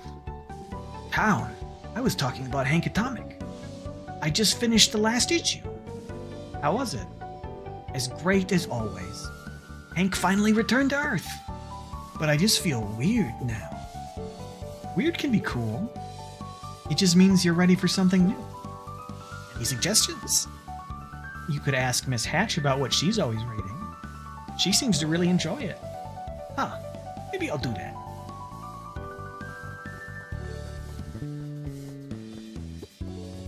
Luca peeked over Piper's shoulder.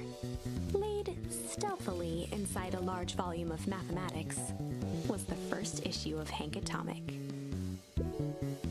Piper, are you reading Hank Atomic? Do you mind not telling anyone? I've kinda got a reputation to uphold.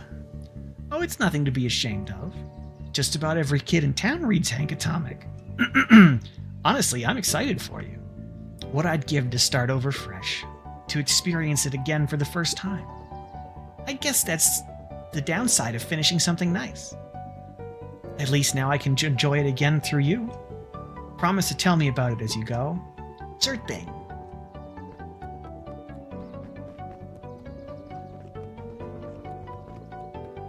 I like epilogues like this where you get to run around and talk to everybody.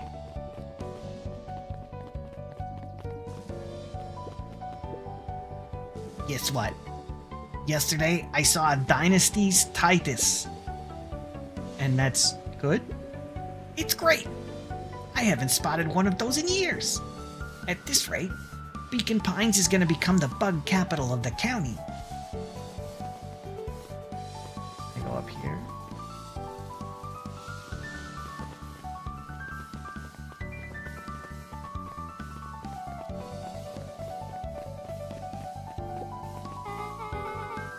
I have news I think you'll enjoy. This morning, I unpacked my last box. You're officially moved in. It's just a box. Let's not blow this out of proportion. It sounds an awful lot like putting down roots. I guess I decided this place is root-worthy. You're gonna be stuck with me for the foreseeable future. I do have to warn you, most years aren't gonna be as interesting as this one. I think I'll manage. Ready? Before we go, there's a bit of a surprise.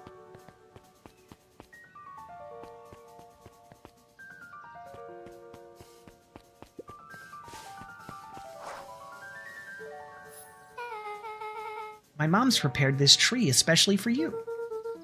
They didn't have to do that. It wasn't just them. Just about the whole town pitched in. We all owe you. It should do okay in the cold of Old Beacon Pines. And thrive as things warm up. That's perfect.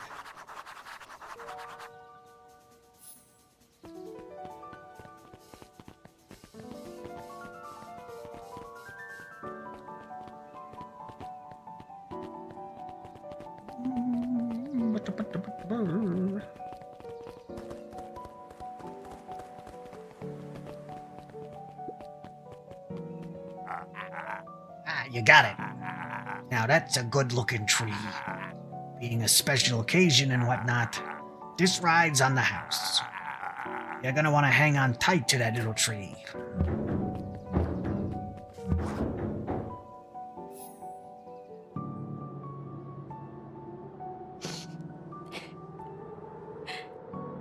I think this is it. The end I've been waiting for. Honestly, I began to lose hope of ever finding it. But then you came along. I don't know exactly how to thank you. It's hard to explain how much this means to me. It's funny, now that our time together is finally ending, I'm at a loss for words.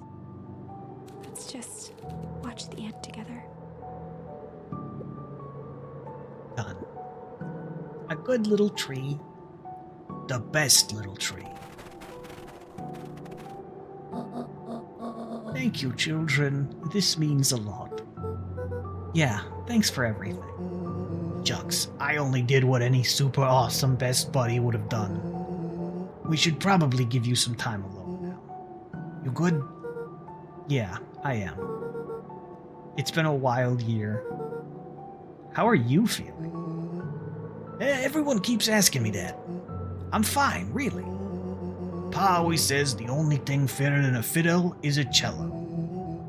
And I feel like a dang cello. Well, if you ever stop feeling like a cello, I'm here for you. I know, you don't even have to say it. You two make an awesome pair. Excuse me? We're a trio now. Yep. Thanks. There's just one thing missing now that you're part of our group. Missing? Let me tell you a little story about a man named Hank Atomic. Oh God. I won't be long. We'll be waiting for you back at the phone booth. I've found the perfect way to start our summer. You've got some good friends. I'm so proud of you. Your father would be so proud. I know. Mom, can I ask you a question? Do you ever dream about Dad? Not a night goes by that I don't. Are you ever afraid that you're going to forget him? Forget what he looked like? Forget his voice? No, because so much of him lives on in you. He loved that old tree, but I know he would have loved this one more, because his two favorite people planted it. I'll give you two a moment.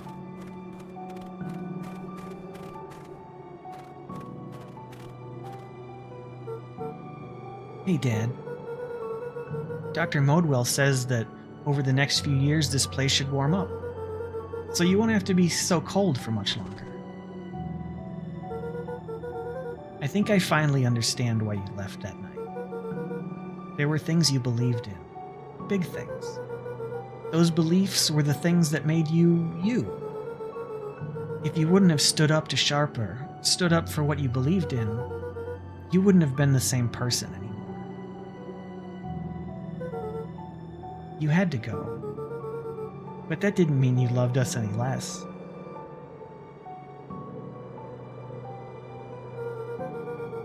I might not visit you as much as I used to. I know you understand.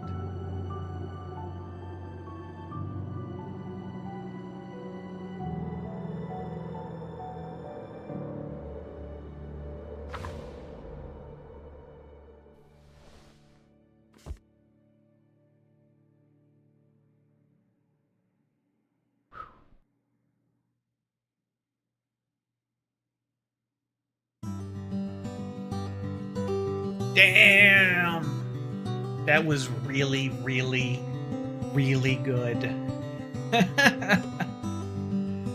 I mean, essentially, it was a book with extra steps, but it was a good fucking book.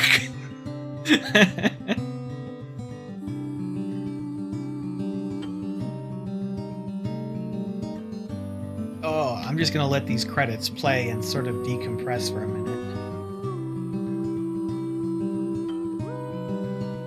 Man, it also fit perfectly in exactly 2 4-hour streams. It's like it was meant to be.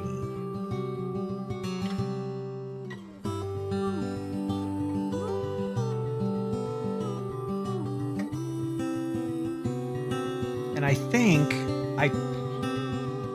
I found everything in the game, unless there were some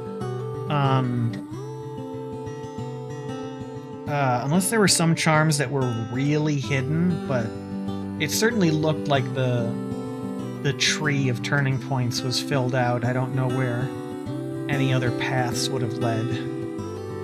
GG easy.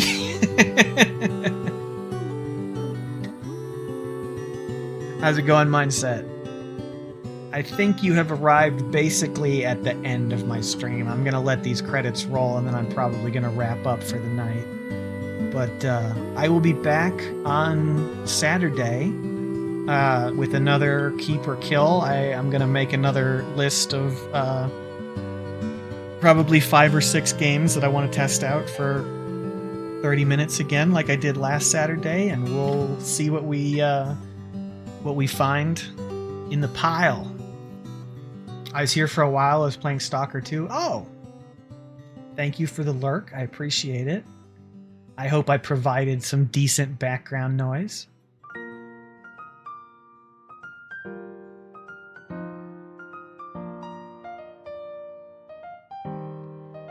If you're in the mood for more narrative, definitely check out Night in the Woods. Yeah, thank you for that. That's a good idea. I'll have to double check. I think I own it. But I'll have to look. And if I do, I'll add it to the pile for the Saturday stream to give it a look. I might not jump directly into something this narrative heavy again, but I've heard a lot of good things about Night in the Woods, and I would be down for another experience like this in the not too distant future after I maybe do something a little more video game. I want to like jump on some Goombas or something for a while to kind of cleanse the palate. Good to have a change of pace. Yeah, exactly. Also, this has been very hard on my throat. This was a lot of reading.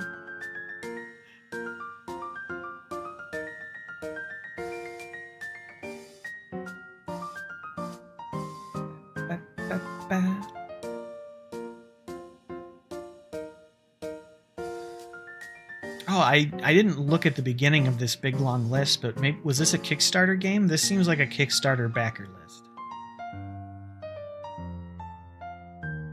That's cool if it was. It's always really cool to see those Kickstarter games like actually take off and be great.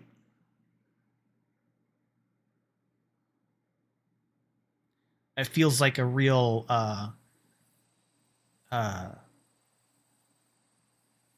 what to call it, like the platform succeeding at what it intended to do.